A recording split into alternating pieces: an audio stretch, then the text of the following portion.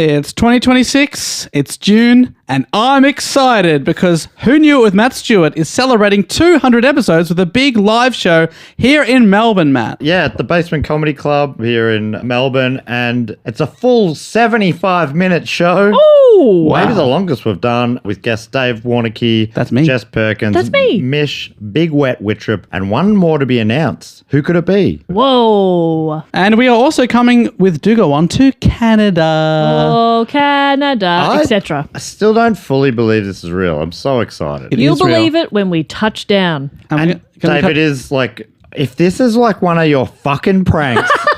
No, I'm not going to punk you. I swear we are going to Canada in September 2026. We're going to be hitting up Vancouver, Calgary, Montreal, and Toronto. And if you want tickets to the Who Knew It or the Canada tour, visit our website, dogoonpod.com. And if you sign up at patreon.com/dogoonpod, you can get discount codes for all those shows. I mean, and you know what I mean.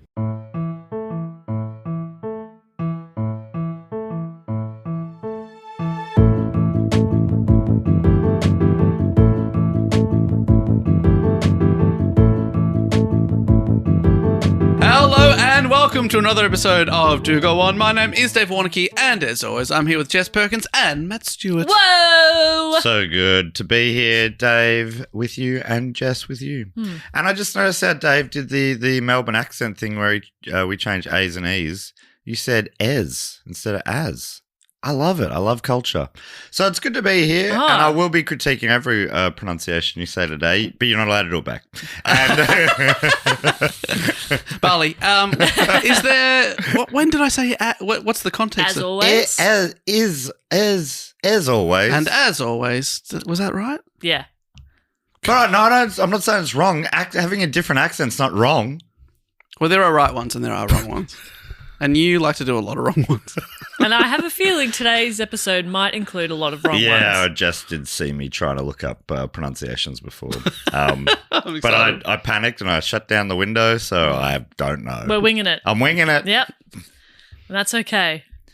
But we're very excited to be here. You've told us that you've got an epic tale for us today. It's so epic that it potentially needs to be split in two, but we'll see how we go. Now, Dave, do you want to quickly explain how the show works to new listeners? Yes, that's right. If you've never heard the show before, or it's been a while, what we do here is we take it in turns to report on a topic which is often suggested to us by one of our beautiful listeners, sometimes multiple. And sometimes our plain-looking listeners. Yeah.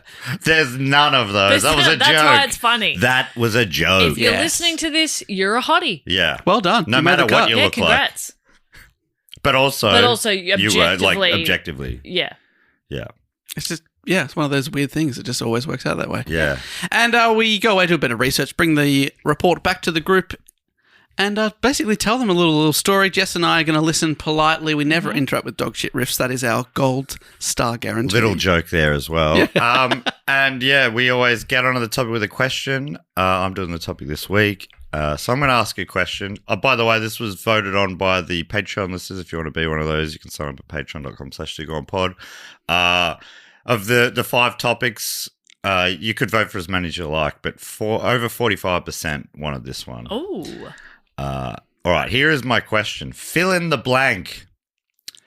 A goddess on a mountaintop was burning like a silver flame, the summit of beauty and love, and blank was her name. She's got it. Yeah, baby, she's got it. Well, I'm your blank. Venus. I'm your fire. I'm at your desire. Yes, Venus. And both of those are Venus? Both of those are Venus. God, that's just doubled up on the lyrics. It was a #1 hit song in 1969 by Shocking Blue, and again topped the charts around the world when it was covered in the 80s by Bananarama. Which version of the song was used for the Gillette Venus Oh. razor ads? Great question. And which version were you quoting then? I was quoting Shocking Blue initially, Okay. Okay, but then halfway through you switched? and then I went, I'm going to give this a bit more Banana Sure. Rama. Well done. Yes, Venus. This week we're talking about the transit of Venus, which is when Venus, the planet, to our eyes on Earth, crosses against the sun. Huh. It was suggested by, how's this name? Victor Gimeno de Manuel from Madrid in Spain. That was beautiful. That was really nice. That's a great name. Yeah, there's a few French names in this, which I think maybe is in part why, and that in his pitch, which went into the vote, he did mention one of those names, and I think that as well as the fact that he did a typo, instead of writing scientist, he wrote scientits. Yeah. Oh And my I think God. those two things combined really got the Because we've votes got up. two types of Absolutely. listeners. We've got francophiles and we've got pervs. Yeah. Yeah, And they are all exclusively the same. That's right. Oh man, we're going to talk about one of those guys in this story, a French perv. Really? This First story one. has everything. Okay, so I found this a lecture from an Ohio State University professor named Richard Poggi, which I'm glad I looked up the pronunciation because to me it looks like Richard Pog. Dick Pog. I don't know what's better, Professor Pog or Professor Podgy. Yeah, They're both both pretty good. really How's it good. spelt? Pogge. Mm. Beautiful either way. Wow, Yes. remember the professor is back in Podge form. Bit of fun. Simpsons joke A there, little right? bit of fun. Okay, if we're going to have fun We here, also where? do other people's jokes as well, okay? Yeah. Well, yeah, Simpsons was. Yeah. Yeah, it's mainly just a collection of references now, this show, Yeah. if it hasn't always been. Anyway, Poggi in his lecture said, how far away is the sun? Saying an essential problem of astronomy from the very beginning has been how to measure astronomical distances. The Copernican system provides a straightforward geometric means to measure planetary distances in terms of the size of the Earth's orbit, or in units of astronomical units, AU. Nothing could be simpler, says Poggi, except for one minor detail. Just how big is an astronomical unit anyway? Sure. Like, we know that that's the unit, but we don't know Yeah. what that unit It's 8 pieces of string. Yeah. You know? Yeah. How big are the strings? Oh, here we freaking go. Oh, bloody hell. Oh, it's question after question with you. Aren't you never happy? I made it simple for a reason. Okay? Yeah. 8 pieces of string. Okay? So, yeah, Podgy says, that, as they say, is the rub. The quest to measure the AU became one of the central pursuits of astronomical research in the late 17th, 18th, and 19th centuries. From antiquity... Wow. So the late part of each century? Yeah, I know, that's how it's... I mean, I love Podgy's lecture style, but some of it, is left up to Yeah, for the first 8 interpretation. decades of each century, they couldn't give a shit. Oh, well, sorry. Forgot to They look into "Oh, this. I forgot we said we are going to get it done by the end of the century, and they're Oh, God. cramming it. Yeah. We've got 3 years left, guys. Yeah. We've all been there. From antiquity up until the 1700s, estimates of the distance to the sun differed widely from each other. This was due to the fact that they were estimating based on what they could see with the naked eye. Telescopes far- hadn't been invented. yeah. How far do you reckon that flaming ball is away? Pretty far. Yeah. Should we write that down? Yeah, write that. Pretty down. far. Yeah. Like, tongue out, Yeah. thumb up. I reckon Oh, yeah. Ooh, what do you reckon, Greg? I'd say 3 Olympic swimming pools at 3? least. Four. Got me joking. That was a joke answer.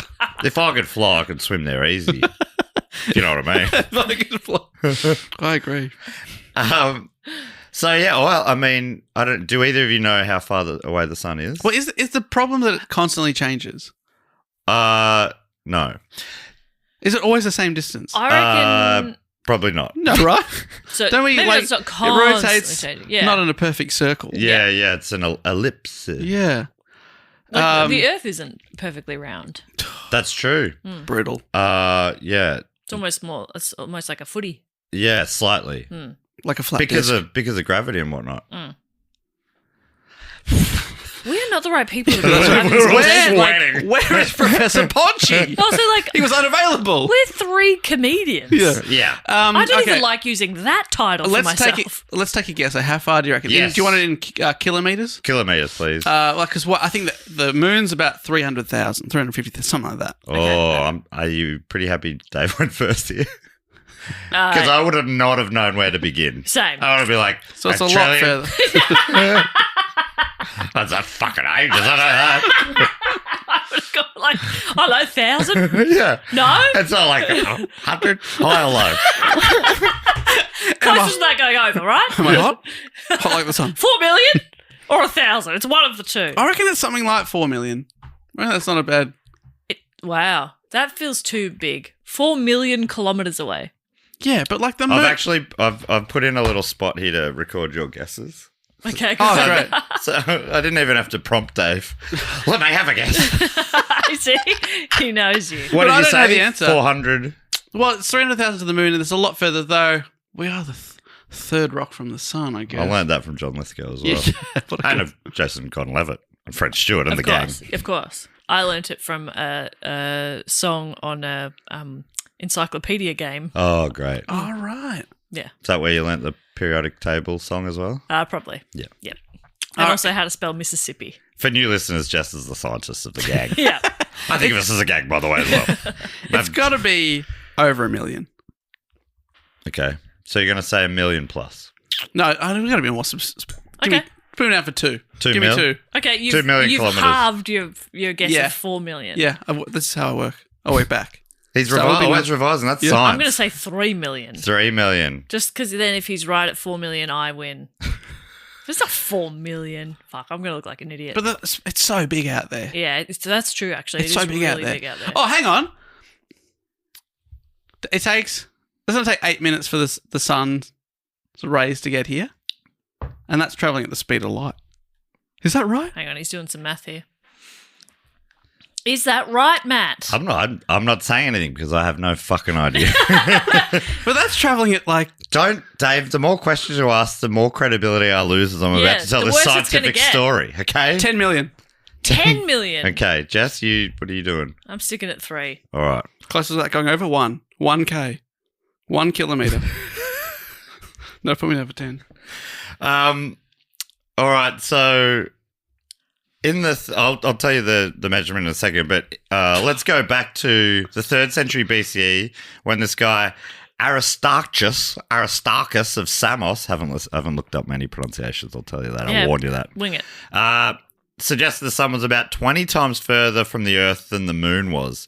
Those distances he didn't really know, but He's having a crack. yeah, it's like, here's the ratio, I think. Yeah. If we use that ratio in today's terms, his guess was about 8 million kilometers. Tell me that Aristarchus is close. Copernicus and others came to a similar number. So, you're pretty close to some of the greats there, Dave. That's right. Standing on the shoulders of giants. His head is big enough. But it's not round. It's definitely That's not because round. of gravity. Gravitational forces are pulling it in the That's right. midsection. It's changing every day. Never getting better. Then we had Johannes Kepler. Kepler, big name in Oh, science. yeah. He went bigger, saying at least 24 million kilometers. That's big. And I was saying you're an idiot at 4. But they were all well short of the mark. No way! Fuck, space is big, isn't it? Aristarchus and Copernicus by around 140 million, Kepler by approximately 125 million. The number's something like 150 million kilometers. Wow, that's really big. It's really big. Though it is, because it takes minutes for the light to get here, right? Yeah. And that's travelling at the speed of light, so that makes sense. Yeah. But we're... How fucking hot is it? How hot is it? If that, we get a 40-degree day here, we're all like, Jesus Christ. Oh, they'd kill for a 40-degree day on the sun. Yeah. That'd be Oh, beautiful. man. People living on the sun, they must be so jealous of us. So I guess it's like an old oil heater, Warms the room, but if you touch it, it fucking will burn you. My sister, when we were kids, stood next to it out of the shower and ended up with red lines down her legs. Yeah, because you just want to get that She's heat. like, oh, something smells nice. Dad, what are you cooking? Me? Bacon, but I've already had breakfast. So yeah, about 150 million, which is about 93 million miles. But like Dave says, it does change a little bit. Does it ever get down to between 4 and 10 million?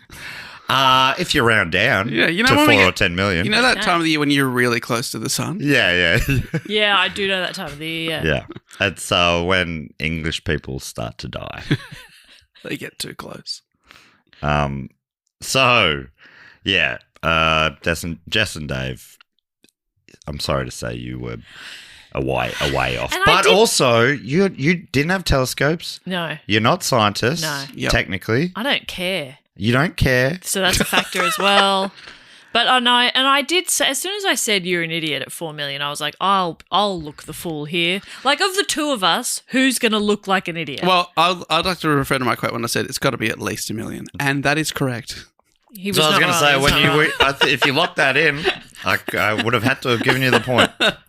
There would have been some scientist types, probably Andy Matthews listening to this right now, who were laughing their heads off when we were saying 4 million, 10 million. Okay. A little higher. A little higher. And to those scientists, I say, shut up. Jess will give you a wedgie. How about you shut up, you nerd? Shut up. So they were the early measurements. Then with the invention of the telescope in the 17th century, the estimates got bigger, got more accurate. By 1716, a man named Edmond Halley, namesake of the comet, suggested the distance could be up to 111 million kilometres. So he's having a closer look. I reckon he got to 110 and thought, this sounds like I've just guessed. Yeah. I'll add 1 million, and it sounds like that's specific. Yeah, it's real specific. 111. Yeah. That doesn't sound like a panic answer. Podgy says, taken together by the time of Halley's influential paper in 1716, the various estimates of the distance of the sun had an experimental precision of only about 1 part in 5. This is like saying you were 6 feet tall, give or take a foot or so. It was an unacceptable state of affairs, and it had to be improved. Halley achieved a lot in his lifetime, and I'm not going to go into it much here, as I figure maybe we'll do an episode on him one day. But if it wasn't for him, today's story wouldn't have happened. So that's why you've got to bring him up. So you've got to blame someone. Podgy writes, it is a shame he is so little known by most except for his famous comet, as he was one of the most important figures in 17th century astronomy. He may have come up in Andy Matthews' episode about Sir Isaac Newton. He was a key force, like Newton's big book with all that famous stuff in it. Yeah. Would not have got published if it wasn't for... Right, because he had an even bigger book and he just summarised. If it wasn't for Halley, I think Halley basically funded the book, I think, in some way. But anyway, I'm sure Andy told us all about that at the time. Yep. The main thing I remember him talking about is Newton experimenting at different times, including at one point just sticking a needle in his eye socket and wriggling it around to see what would happen. Yeah, one of history's greatest thinkers. What happens if I do this? Yeah, I just remember every time I think of it, I do you think I'm just a scientist? Then? Yeah, you are. Yeah, I just said, what would you do? What would you do? What do you reckon would happen if Yeah. you're saying to your eye socket, what would you do if I stuck a needle in you? Yeah, I'm just a little scientist. You're always hypothesizing about what would happen if you punched me in the balls. Yeah. It's just a hypothesis. Yeah. So only 2 planets orbit between Earth and the Sun, Venus and... Mars. Mercury. Mercury, correct. Well done. Venus, Earth, and then comes Mars, says the song. But these occurrences are quite rare. Venus, even more than Mercury, even more rare than Mercury. These transits, I guess, are kind of like solar eclipses, but due to the distances and perspectives, Venus and Mercury get nowhere near eclipsing the sun like the moon does, obviously. So it just ends up being like a little dot. You see a little dot crossing over the sun. Cute. In researching the story, I did read a book by Andrea Wulf titled Chasing Venus, The Race to Manage the Heavens.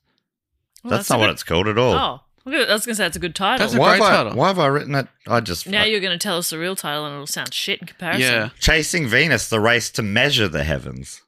What did you say before? Manage the heavens. Measure's better. Yeah, it makes sense. Well, I like manage. I like manage too, but it makes more sense in this Do you think context. Andrew, if you're listening, next edition, Yeah, could be. just throw it out there. You can have that. Is that for That's free? yours. Yeah. Wow. Hey, look, you've given me so much, Andrea.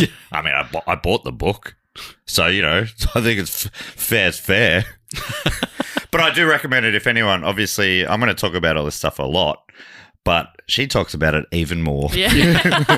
She can't be stopped. And I did really enjoy her work. Anyway, Wulf writes, Halley propounded the revolutionary idea that Venus's transit could be used as a natural astronomical instrument, almost like a celestial yardstick. If several people around the world were simultaneously to watch the entire transit from different places as far apart as possible, explained, they would each see Venus traversing the sun along a slightly different track, dependent upon the observer's locations in the northern or the southern hemispheres. Venus's path would be shorter or longer across the sun according to each viewing station. They call it like a parallax. It's like a triangle. They'll know the distances on Earth between the two locations, and they're observing this thing at the same time. So they have that measurement down, and then the angles, they can figure out distances based on that, trigonometry and whatnot. And in a few different things I read, they talked about as a simple way to explain it, I guess, to children, which is basically what the three of us We are. need that, please. They're like, sort of hold your finger out in front of you and look at it with one eye and then the other, and it moves position slightly. That's kind of, your two eyes are basically the two different locations on it. They're camera 1, camera 2. Yeah, exactly. As the great man Wayne Campbell once posited, the scientist. Professor Wayne. Camera 1, camera 2. And so this is all about, it's not measuring Venus, it's about measuring the distance between Earth and Mars. So, Earth and the Sun. Yes. That'd be crazy. It was Mars.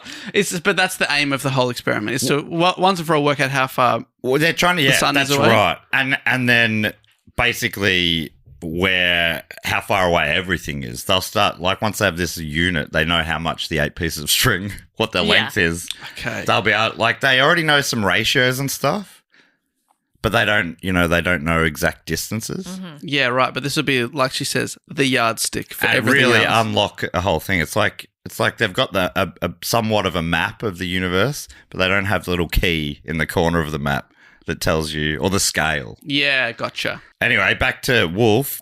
With the help of trigonometry, these different tracks and the differences in the duration of Venus's transit could be used to calculate the distance between the sun and the Earth. It was an ingenious method because the passage did not have to be measured but only timed by noting the exact moment of Venus's entry and exit of the disk of the sun. The only equipment the observers would need was a decent telescope and a reliable clock, which now you're like, great. Finally, when I was reading about that, I'm like, easy. But it turns out that clocks back then weren't that reliable, and they had these huge pendulum clocks, and they're shipping them around the world, and just getting them to be working precisely became a big issue. Wow. Apart from traveling with them and them getting damaged on the ships. Why not just use your iPhone? Yeah, I know. This is what I'm like, guys. Like sometimes they overcomplicate it. Yeah. Yeah.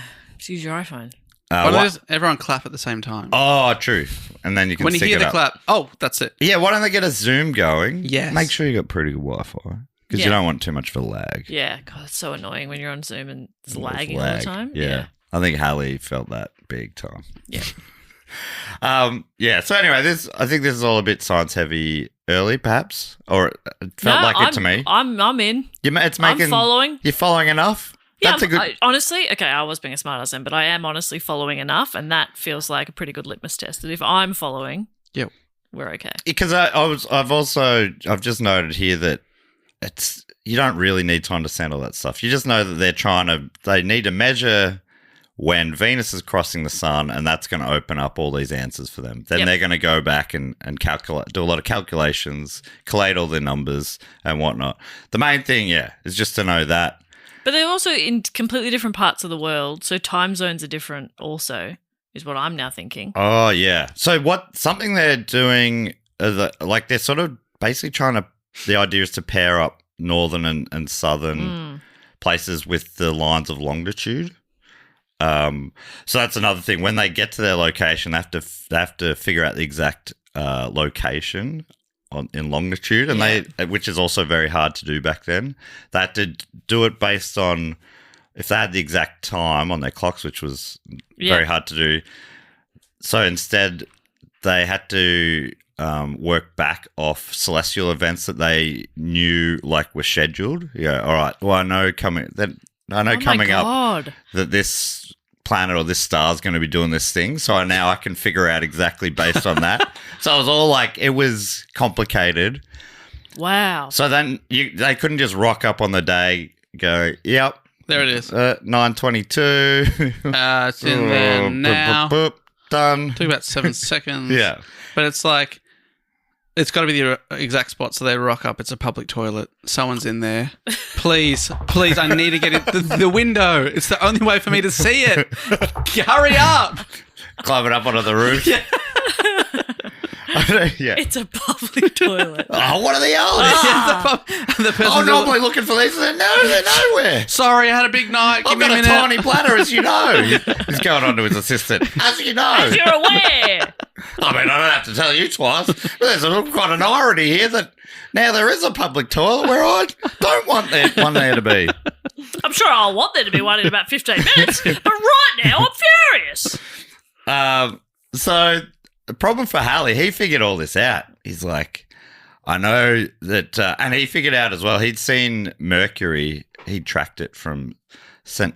Helena, the one that Napoleon years later was exiled to, little island in the middle of nowhere. He went there and observed the Mercury transit, but he realised that it needed to be Venus because Venus wasn't quite as close to the sun, a bit better on perspective and stuff. That's a hard day for Mercury to hear that. Yeah. Sorry. Oh, wow. Oh, actually, no. Sorry, little guy. Yeah. Let us know when your big sister's coming through. But yeah, the problem for Halley was that Venus transited the sun very rarely. When it did come, it came in lots of 8 years apart. But after that, the wait was longer than a century. Oh, wow. You'd be spewing. Yeah. So I think one gap was 105 or so years and then 8 years. And then 120 or so years, then 8 years, then 105 or so years. So like big chunks of time. And unfortunately for Halley, he knew he'd have to live to 105 to see the next one. And he only ended up making it 85. And his life, he didn't even live through one before he knew about it either. His whole life fell in the gap between two. Born 17 years after one and died 20 years before the next.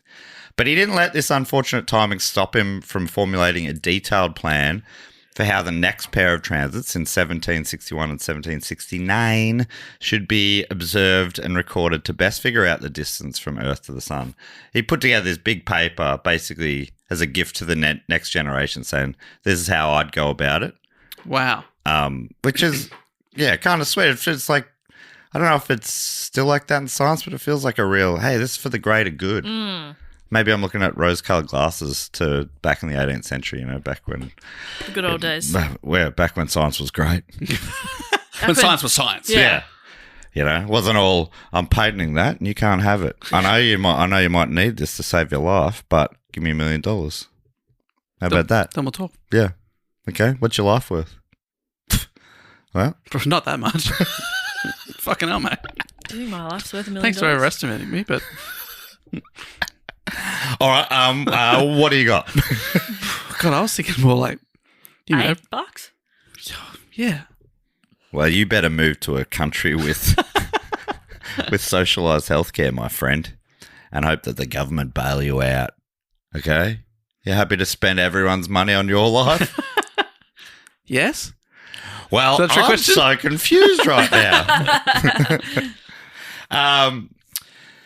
So, according to Podgy, it would require considerable planning, as the farther apart the observers were on Earth, the better. And that really does mean that the observers must literally travel to the ends of the Earth. Further, since the transit lasts only 7 hours or so, you have to be in the right place at the right time. If the opportunity presented by the 1761-1769 transits was missed, the next chance would not be till the transits of December 1874 and 1882.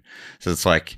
You got 2 shots, 2 opportunities. Oh, man. As Eminem once sang. And doing the maths on that, does that mean that we've missed the one in our lifetime? Yeah, it's so brutal to be learning about this now. It was in the early 2000s, 2004 and 12, I think. I don't remember hearing about it. Yeah, but we were alive for it. Yeah, that's something. Thrilling. Got that, Halley? Yeah. Yeah, he didn't even have an opportunity. Exactly. So I'm reading articles that were... written and just coming up to it, and everyone's so excited. I'm like, oh man. Oh. Yeah, but what would you have done? I would have looked at it. Maybe you did. Oh my God, I do often stare at the sun. We can tell. Whoa. Yeah. Maybe you did look at it. With my pale blue eyes, I think it's really clever to do that as well. Very comfy. Very comfy. Yeah, so Dave, you're exactly right. June 2004 and 2012. Damn it. 20th century didn't have one at all. You know, that's how rare Okay, it is. that's Whoa. good. Sucked in. Sucked in. Sucked in. Hope you enjoyed your transitless century. Oh, it's the American century, was it? Yeah. Well, it sucked. Shout out to Americans out there. I actually think that we're going to rise again, the Americans. I see myself as one of you. Oh, okay. I think we're going to, some people are saying it's the end of the American century. And I read an article this week that said, and the American century only generously went for about half a century. Oh, It's When like, you what say the fuck? An article, was it a headline or was it Well, a yeah, I read the listicle article headline. oh, that's generous. I thought it's definitely going to be a TikTok. an Instagram post? But it was multiple. What? Are you was a clicking on carousel. such scandalous sort of scuttlebutt and rumor? I'm not giving them any clicks. Hey, Matt. Yep. Do keep go going. on. Yep. You'll tidy all that up, AJ. You know, I tie myself in knots being like, oh, it's pretty sort of fun to play with America. And I'm like, oh, Americans can be sensitive, so hope they know I'm joking. But the good ones, though. That's because they're people, and people could be sensitive. Yes. You know what I mean? Oh, my God. That is so true. Anyway, I'm going to go on. Halley mapped out a plan for the next generation, even though he knew he would never see the fruits of his labour. He was just doing it for science. That's nice. I think I might write a scientific plan for after I die. Yeah. I've got no, knowledge of what could happen. Now, I think we need to send one guy to Ohio, another guy to Vanuatu. You're just picking place names you like the sound of. Ohio, I'm just sending obviously. a guy on a really good holiday there. Yeah. Just go to Vanuatu, have a great time, 5 stars or nothing. Yeah, for science. Are you leaving any money for this, or it's self-funded? No.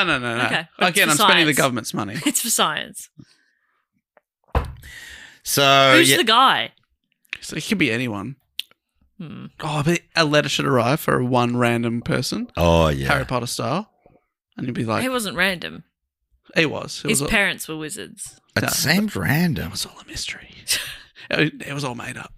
It was a big prank.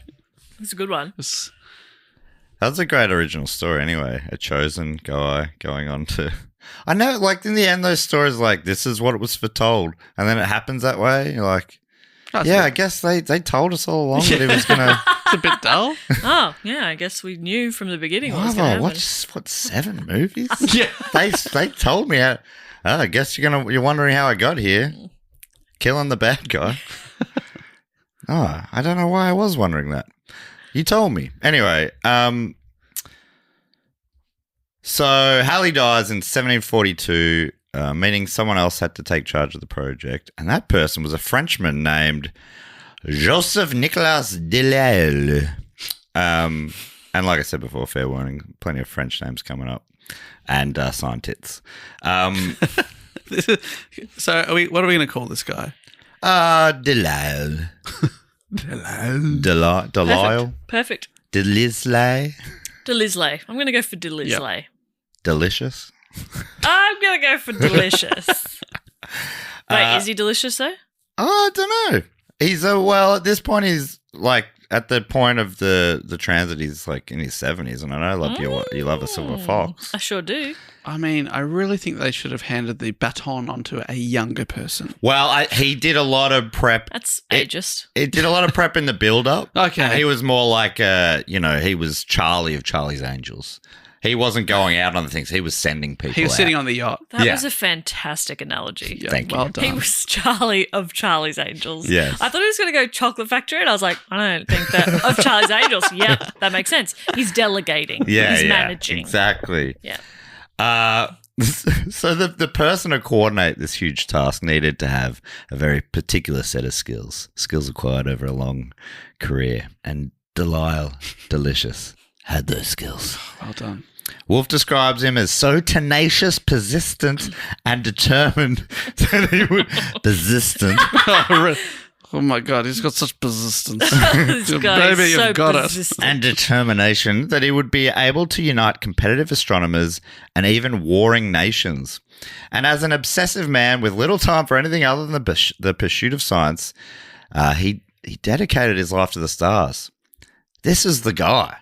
Wulf writes, France at the time was ruled by Louis XV, the king who had succeeded to the throne in 1715 at the age of 5. He adored astronomy and regularly attended scientific demonstrations in Versailles, even allowing himself to become electrically charged. That's a man who loves science. Plug me in. I don't know about that, King. I said plug me in. Oh, yes. I'm the electric king. The king's going electric. Way before Bob Dylan. So his great-grandfather, Louis XIV. The Sun King. The Sun King. So, yeah, obviously. He loves the sun. He loves the sun. He'd founded the Académie des Sciences in Paris in the previous I century. feel like that didn't have to be in French. Even the word in Paris. The Academy of Science. Look at how it's spelled. Come on. Yeah. There's a little accent thing over the E. Yeah. No, you're And right. academy spelled with an I. You did the right thing. You did the right thing. It was beautiful. So In the Paris. in the oui Paris. I never want to go to France with you. Oh no! As if I would do this to the French. I fear you would. I would not. I would You not. wouldn't make it a day. I would not. I remember. I've been before, and I'm set like they. Oh, yeah, not with the French. You did it with the Germans, though, Did I? of trying to order an oat latte. Oh yeah, no, using that's Google. okay. Well, I wouldn't do He this. said to you, but that was. why are you using Google? We're in Berlin, one of like the most international cities on earth. I was trying to show respect. Yeah. Which I know is a new thing for you And two. he did not reciprocate Yeah, that and then respect. I jumped and said, "G'day, mate." What he's trying to say is, G'day, mate. There you go. Come and put it there, champ. There you go. Yeah, what do you want to see, sir? Yes, sir. Yeah, sir. yes, sir. So the Sun King, Louis XIV. I didn't know he was the Sun King, but Dave has said that confidently, so I'm going with it. And excitedly. He founded the Académie des Sciences. I'm pretty sure he's the Sun King. Yeah, But no, I think you're right. because you reacted so well, I was like, I'm right. I think you're right. 14th sounds right. There's so many Louis. That's the problem. And he lived so long that, like his great grandson takes over. He styled himself as the Sun King. Yeah, so he was a science lover as well, the Sun King, and set up this academy, which is at the heart of this whole story as well. The academy was the most important scientific institution in France, and its members were the best scientists. To be elected... Such great scientists. Fantastic. Always working in pairs. To be elected as a membre de l'Académie was the greatest scientific honour, and its members wore their title proudly like a badge of nobility. And Like that badge. by the way, the Académie's rooms were in the Louvre, if you don't mind. La-di-da. Oh, my goodness. Oui, oui, monsieur. Every Wednesday, members who studied in the fields of mathematics and astronomy assembled there to discuss experiments, projects, and current research. And on the 30th of April, 1760, the 72-year-old Delicious Delisle, the official astronomer of the French Navy, attended a meeting at l'Académie. There he presented a paper that kicked off what Wulf calls the greatest scientific project that had ever been planned. At the meeting, he asked his colleagues to take up the gauntlet thrown down by Halley 44 years previously, setting in motion the international collaboration to observe the transit of Venus, due to occur 1 year later on the 6th of June, 1761. It is Halley, not Haley, right? I always thought it was Haley's comment. I've heard both. Okay, great. People do say both. I'm bringing it up really just so people who are going, why does he keep saying it weird, know that I don't know. And if they've already commented, they can go back and delete that now. Yeah, growing 'Cause up, we've I covered it. Growing I up, know, I don't delete it. I thought, Delete it. Don't delete it. I say delete you it. stand by it. Yeah, Yeah. but apologise. Yeah. with a reply. Yeah, okay. You don't have to delete it if you apologise. Yeah, growing up, I think people in Australia did say Haley, but then if you watch scientific programs, A lot of them say Halley's I comet. think that's what's happened to me. I don't watch scientific I programs. think I grew up saying Haley, but I think probably in reading about this and hearing, like learned people talk. Yeah. Or as Jess says, learned people talk. I trust the learned people. How's it spelt? Halley. Halley. Yeah. And where's he from? He's from merry old England. Don't know. Because it could be like, Probably you're watching American science programs. Like, I'm sure Neil deGrasse Tyson on that show called him Halley. Right. But he was that show? He was born on the 8th of November, 1656 in Haggerston, Shoreditch. Haggerston. Haggerston. Nice to meet you, Yona. Oh, I reckon we look up there at the sun. We see a little dot called Venus. You measure that. We got the keys to the answers of the universe. Okay. Yeah. Okay. Yeah. I'm just going to... thank you. I'm just going to keep walking now. You just stopped him on the street. Have a gander Oh, at the sun with me. I'd love to. Thank you so much. I'm actually just meeting a friend up there. I've got a great spot I was over gonna here. go, yeah. You climb up with me on the roof of this public toilet. That'd be lovely. Yeah, look away, children. Look away. Got a great view up there. Yeah, I bet you do. Careful up there. I've left something up the road. I just have to go get it. I'll be right back. It only takes 7 Run. hours. It only taken me 7 hours. Come up here, have a little gander. Is it possible that one of the most clever people who's ever lived was born in Haggerston? Is that possible? Haggerston. Haggerston. That's really funny. So good. That's really funny. Very glad I double checked. Your whole face just completely changed. Oh, Yeah, really? we- Hellified. Yeah, we lose your eyes. It is like someone who's been staring at the sun too long. Yeah. So I'm always wearing a hat. My grade 2 teacher, Mrs. Field, she wore glasses and she told the class that the reason she wore glasses was because when she was a kid, she stared at the sun too long.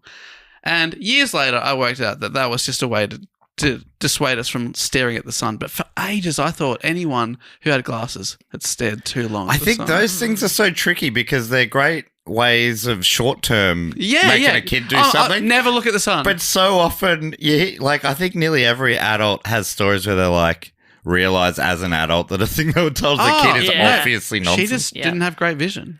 My one, Yeah. For whatever And reason. that's okay. Yeah. That happens. the one I always think about, I've mentioned on the show before, is I was absolutely an adult, well and truly, when I was thinking about how Dad told me that the bruises were the healthiest part of banana. And he was just like, just eat the fucking whole thing, Yeah, mate. Eat it all. But The healthiest I was like, part. well, you got to eat the bruise. Oh, it's gross, It's but awful. I'll tell you what. Absolutely. It's so mushy taste- and black. But Yeah. Taste the nutrients. Yeah, good. But I had that, but when I was a kid, the first house I lived in, Mum would tell us not to leave our clothes on the floor because redback spiders would get in it. And so I was an adult when I went, you cheeky little fuck. Spiders. And Mum went, no, that house had a real problem with spiders. That was genuine. We kept finding spiders in your clothes. I was like, oh my God. Yeah, because as a young adult, I'm like, you just didn't want me leaving clothes all over the floor. She's like, no, I mean, obviously that's not a great habit to get into anyway, but there were genuinely spiders in that house. It does feel like redback spiders were a bigger fear in the 90s. Yes. Them and quicksand. Yes. Really thought Imagine- quicksand was going to be a problem. Yeah. Both at once. God. Oh man. Imagine sinking into a pit of redback spiders. No, thank you. No. I reckon I've seen one in my life in our garden shed growing up. Yeah. That's it. But you're right. Redback spiders. Oh, what They were the one, the redbacks for some Yeah. reason. And What is it now? What are people scared of now? Inflation. Careful, kids. The inflation will get you.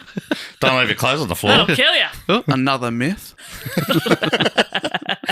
I mean, like Jess always says, it's all made It's up. all made up. It's all made up. Oh, interest rates are going up. we could fix that. Yeah. Don't. Yeah, like, don't. it's all made up. There's a small board of old people who are saying that. we just People who make own their everything homes outright, almost definitely. Money's made up. It's And all made up. There's the same people who 3 weeks earlier told you it won't go up. Yeah. These jerks. Sometimes I think, like, I'm sure there's other life out in the universe, you know? Like, we can't be it. Mm. And if we are it, How like, this is embarrassing. what we've done. You know what I mean? Oh, we've built high-rise apartments and we go to work 9 hours a day. What, would you rather live subterranean? What's the problem there? I love it. We should live in little huts in the forest. Oh, okay. We should frolic more. We don't frolic. I agree with the frolicking part. I do think there's something really fun about the idea that God is real and stuff. And he comes back, millennia after setting up, because he's been off setting up other planets. Yes. Oh, yeah. And he comes back, he's like, this is what you did? Yeah. Built places to live high? Yeah, that's his problem. Your big thing is just living up higher? What? Yeah. I gave you so much time and you came up with height? Yeah. Well, how high can you go? My bed's up in the sky. God's like, okay, you could have done anything. Yeah, we got money that fluctuates in what its value is. Yeah. But inherently it's valueless.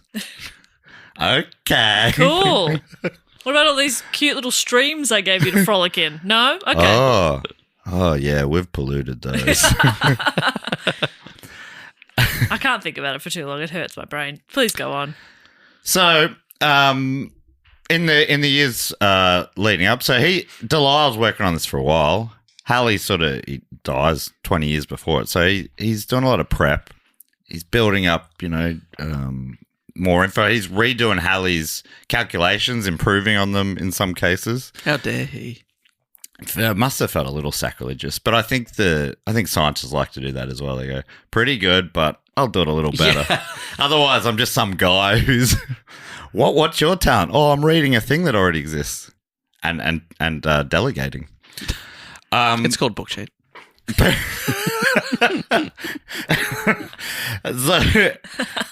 Dave's got a podcast called Book Cheat where he reads the book, so you don't have to if you don't know that. Highly recommend. Listen to it, and I love it. And I'm on it sometimes. Those episodes I don't listen to because I think they would be I can't the listen worst to ones. But you're already for sure. there. Yes, that's true. You've heard about it. I love being inside of it. That's reminded me that I was halfway through an episode. Now I get to listen to it on the way home. And that's exciting. Oh, that's exciting. Thank you. So yeah, he even tried to use Halley's method, but using Mercury because Mercury happened a little bit more frequently. But he also realized that it was too small, too close to the sun to give accurate enough calculations. In his presentation to the Academy, no, that wasn't Academy. That was better. He unveiled a map of the globe he'd put together because he also, in a previous life, was also like a, what do you call a map guy? Cartographer. Yeah, something like it was some shit like that. I was so close. Yeah, I cartilage. was so close to being smart-ish for once. Cartologist. Cardiologist Shut and cartographer up, together. Jess, I'm going to stop talking. But just know, listeners, I'm here. But I'm done. To be honest, it was a different thing anyway, but something like that.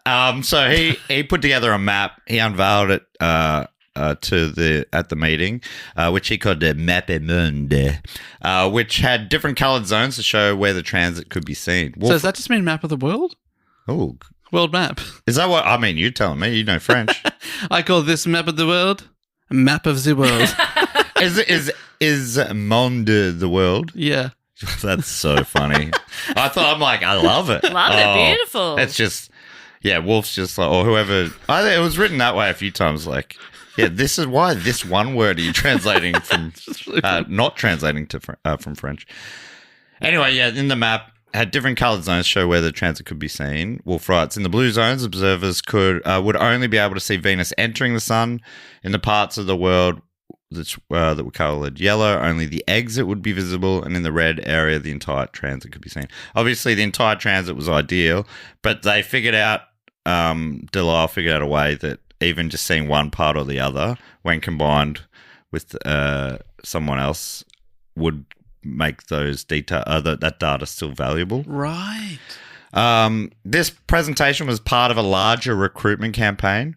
He sent 200 copies of his map to scientists around Europe, And also French newspapers published it, building public support and excitement for the project. It was like a PR campaign almost. This is big. We don't get many opportunities for this.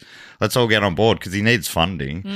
And the Academy's got some cash, I think, but he's needing to go to like the king, and he's wanting other countries to get involved and them to get their kings to kick in as well.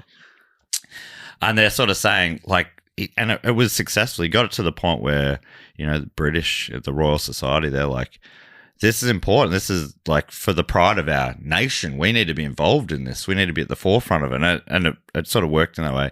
Other countries like the Netherlands apparently were like, there's no value in this. Like, this sounds like, who gives a fuck? Yeah. I'm kind of on their team. Yeah. Like they door knocked like the king and just goes, no. Just shut the door in their face. Okay, thank you. So yeah, long story short, his work paid off and expeditions were planned with astronomers from across Europe. They would head out in all directions around the globe. But while Delisle, the delicious one, had mappamounded out the best locations to go, many of the places were not easy to get to. He unlike Dave, wasn't picking beautiful destinations. He was picking them more based on their scientific value, unfortunately. Oh. Right, but like if there's one really good spot, surely he'd be going to that one. Yes, but he was just the man in the van. Oh, no, this one happens to be in Hawaii. This one happens to be, in my backyard. I'm just going to have a look with a cuppa.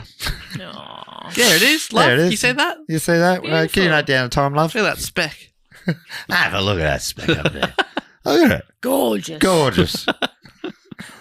As Podgy says, it was not a trivial undertaking, as the transits would only be observable from what were then some of the most inaccessible places on Earth: South Africa, Siberia, North America, the Indian Ocean, the South Pacific, and Central America.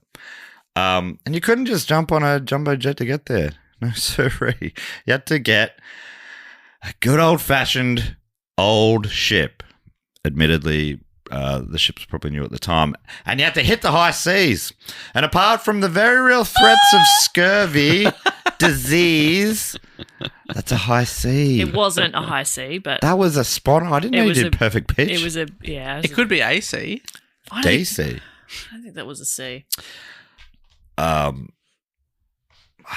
I think, AJ, if you could pitch correct that. Yeah, that would be Post. Anyway, edit the bit out where I'm asking you to do that. Just pitch correct it. Yeah. So people, opera people go, singers listening wow, go, Jess just went straight to a high C. she Easily. nailed that high C. Is she classically trained? And no, Yeah, there you go. in anything. Classically untrained. Yeah. They beat it out of you. So yeah, they're having a basically, and this is, colonialism is really kicking off. Europe is going around the world, carving up shit, saying, I'll have that. People are already there. They've already got it. Nah, I'll have that. Pretty cool stuff. And so they were basically going to follow the trade routes. There's ships going on these trade routes, and they'll just drop us off. utilize those. Yeah. But apart from very real threats of things like scurvy, other diseases, shipwreck, something that Halley wouldn't have foreseen was that a world war had broken out in 1756 and was ongoing in 1761 when the astronomers were sailing the globe. Great timing. Fantastic. Can we just put a little pause on the war for a bit, Guys, please? This is for science. I'm sorry. Do you not care about science? This is a little bigger than your little squabbles. Jeez, Louise. What the frick is going on here? Why are we fighting? Why can't we all get along in the name of science? I've always said that. So the war, have you heard of this? It's known as the 7 Years' War. I've heard of that. How long did it go for? It actually, because some of them don't go for the name, but this one did go for 7 years. Although, Were they calling it the 7 Year War while it was happening? I think Counting that's down. how it was billed. 3, 2, 1, it's over! Yeah. Everyone go home. It's all made up. It's like just as it's even. It's all made up. Guys, we can change the name later. No, we're doing it for the full 7. No, this was a doozy of a war. Many think of it as the First World War, which is confusing because there's already a war named that, which happened 150 odd years later as well, which adds to the confusion that the First World War happened 150 years after the First World War. So I guess this one's sort of like a prequel, but Winston Churchill, to give this idea credence, did call it the First World War, and it feels like he's the kind of guy who would know. Because he was also in the First World War. Yeah. But the And the Second World War. But the one True. 150 years later. Yes. So it did last, unsurprisingly, for 7 years, from 1756 to 1763. It was fought mainly between Great Britain and Prussia, fighting against France, Austria and Spain, with many other states drawn into the war, including Portugal, Russia, Sweden and the Bengal state, amongst others. Of the state of things at the start of the war, Wulf writes, Britain controlled much of the eastern seaboard of the North American continent, as well as parts of India, some Caribbean islands, and Sumatra in Indonesia. France counted among her possessions Canada and Louisiana, as well as plantations in India, sugar-producing colonies such as Haiti and St. Lucia, and some islands in the Indian Ocean, while the Dutch organised much of their East India trade from Jakarta and the ports of Gaul or Gala. That's one of the few words I looked up the pronunciation of. And annoyingly, people are like saying all sorts of different things. Great. But that's in Sri Lanka and also the Cape of Good Hope in South Africa. The war had a fair bit to do with the European powers fighting over colonial land grabs. I want to oppress these people and exploit their lands. No, I want to be the one who's the exploitative oppressor, I imagine the war's inciting argument went.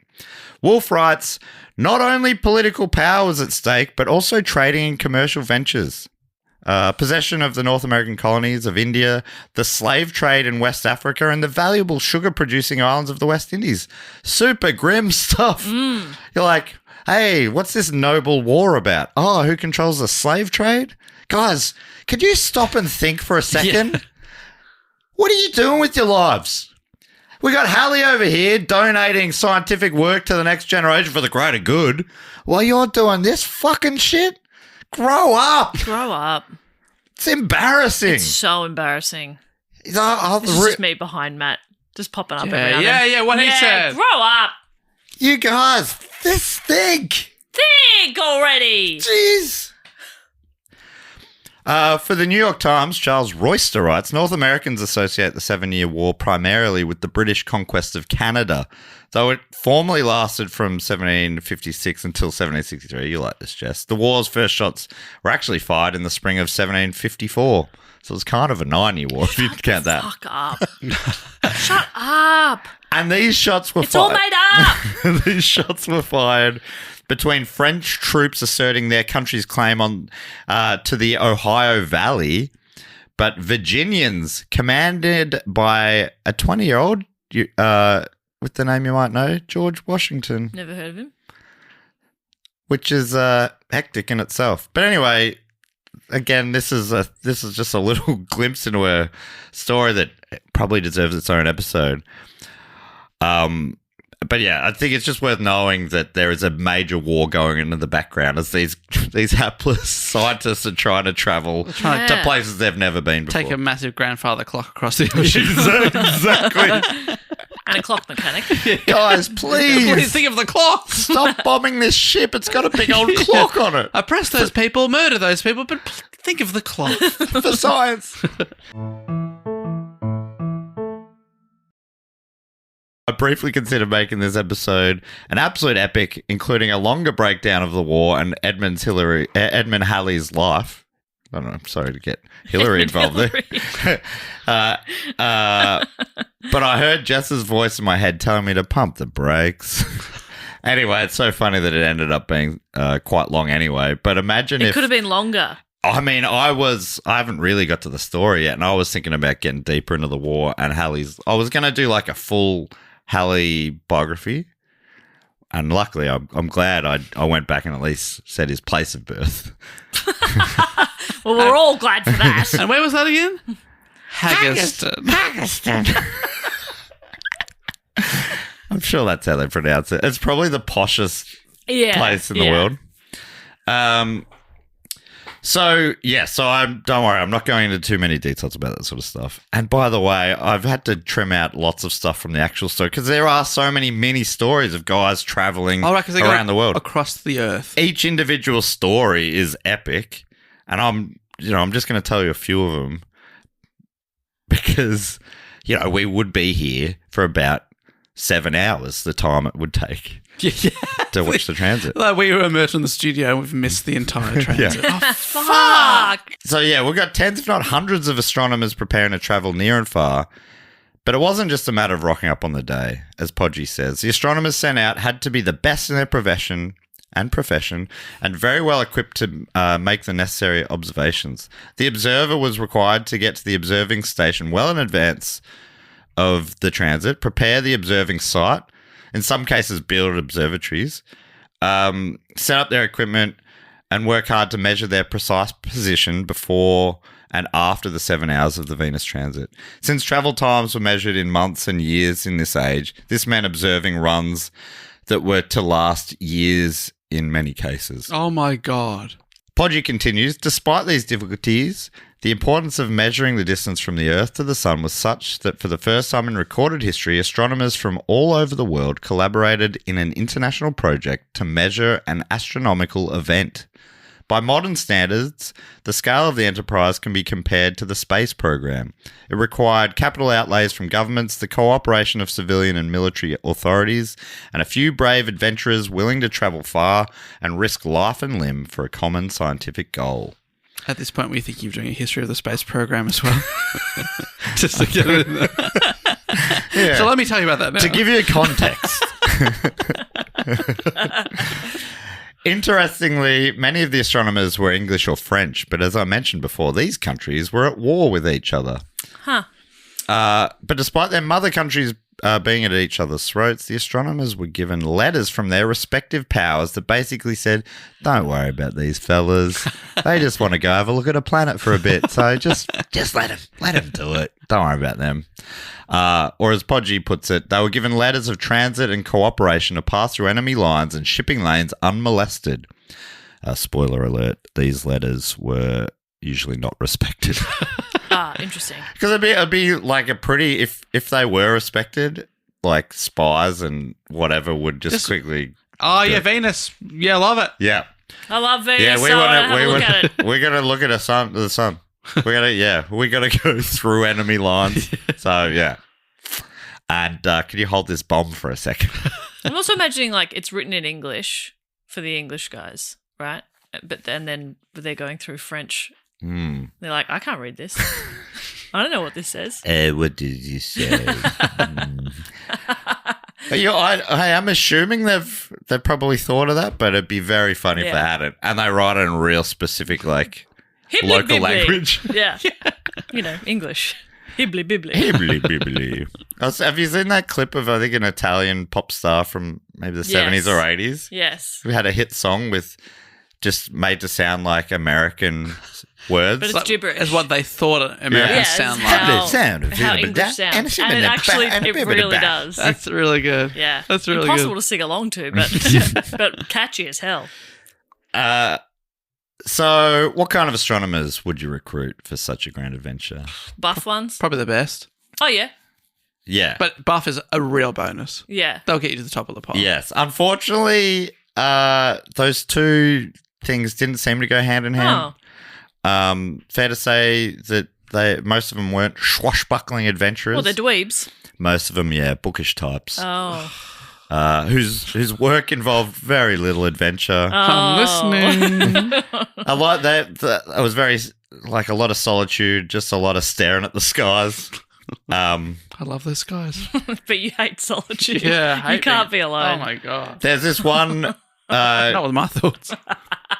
Wulf notes one job description, not for this adventure, but for an astronomer at the Royal Observatory in Greenwich, and how depressingly honest it was. Around that time, it said they were looking for men who were indefatigable, hardworking, and above all, obedient drudges. Imagine you're like, that sounds like me. Oh my god. I don't think I understood any of those words. What was the first word? Indefatigable. I think just like tireless. Is that what that means? Yeah. And then what was this? Hardworking. I don't know. I don't understand. What does that mean?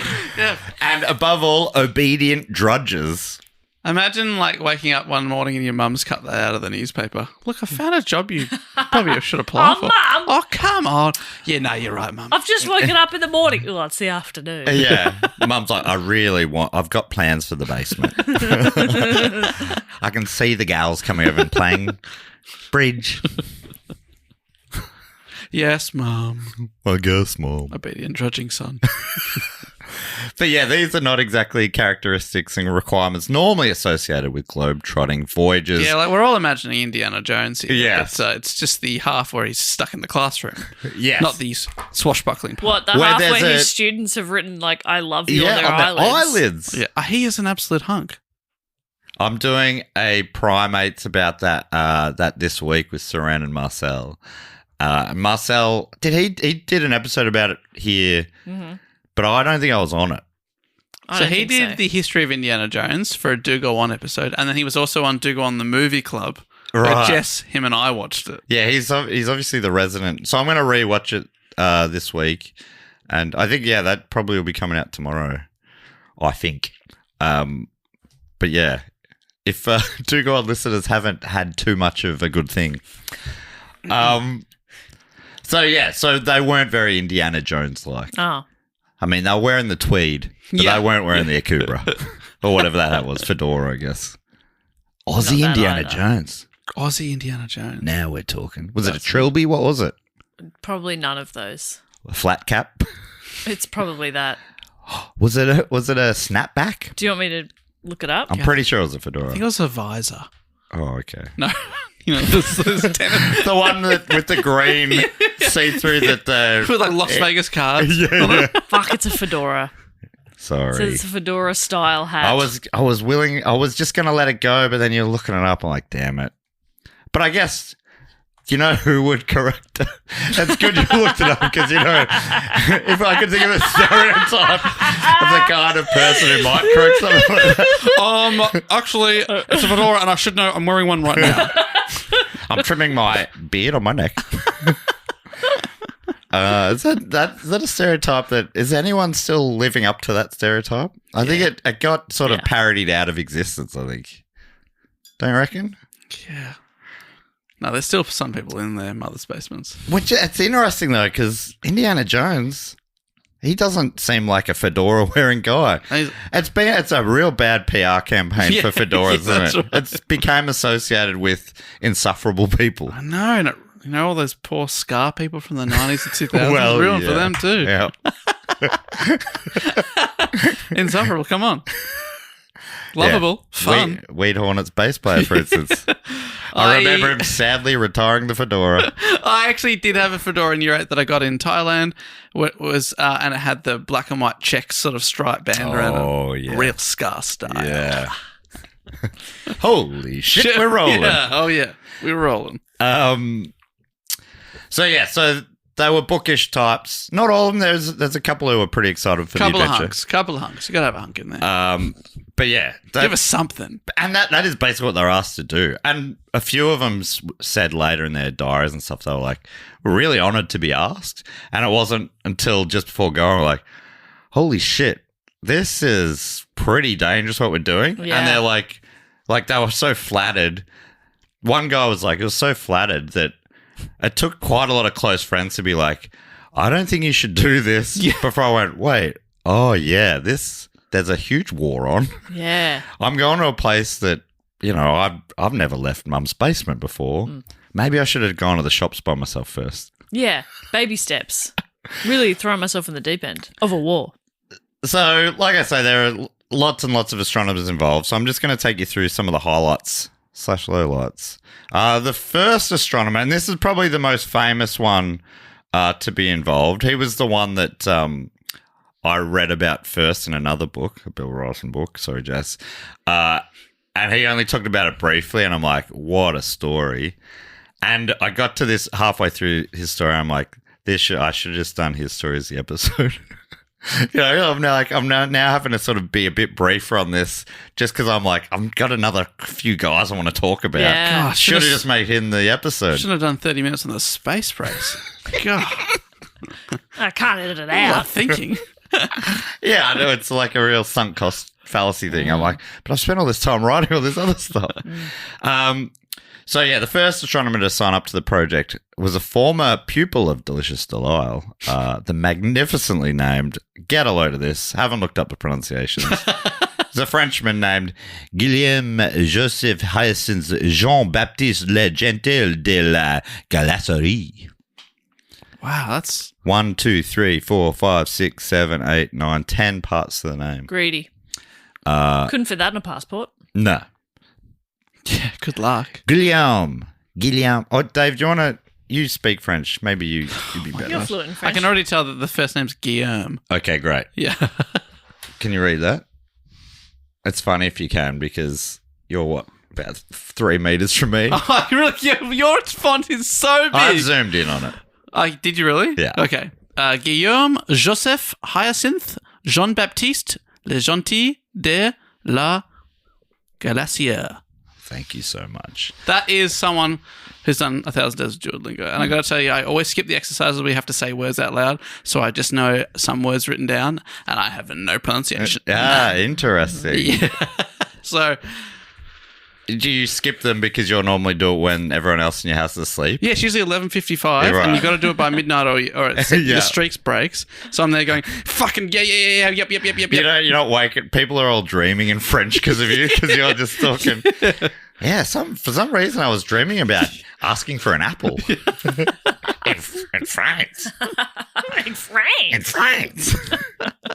Your partner being like a fluent French speaker as well. So Yeah. like, yeah, it was weird. It was weird, but my French in the dream was terrible. Yeah. So strange because I'm fluent, but then in the dream I sounded like an imbecile. Yeah, it was a nightmare. Oh my god! I thought, have I lost my language?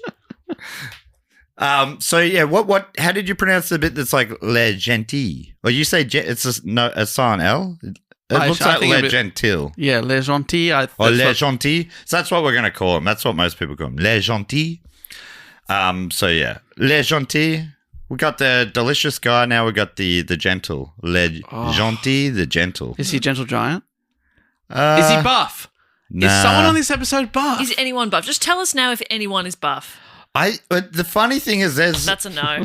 well, no, some of these There's no people. buff. There's one duo that I'll talk about later, British duo, who were quite famous and are still remembered, obviously, for different reasons, but they don't even know what they look like. Which it's not that long ago. We could make up whatever we want. Yeah, exactly. Yeah, but like it was a yes or no question. She does. It's no. It's a I no, will but say, but Wulf, it could be. Wulf Yes. does describe one guy in great detail, and it's basically just being like, real chubby face. This guy loved food. It's like, why are we getting into Yeah, we this? don't need to. Yeah, But, it's not relevant. But like you said to me recently when I said, this report's going to be long, I've made the mistake of reading a book about it, and there's so much to keep in, and you're like, you know what authors are like. They're padding. You don't have to. well, like she's writing a book. Yeah. A book is longer than a pod report. And there are... Not when you're doing it. Yet here we are.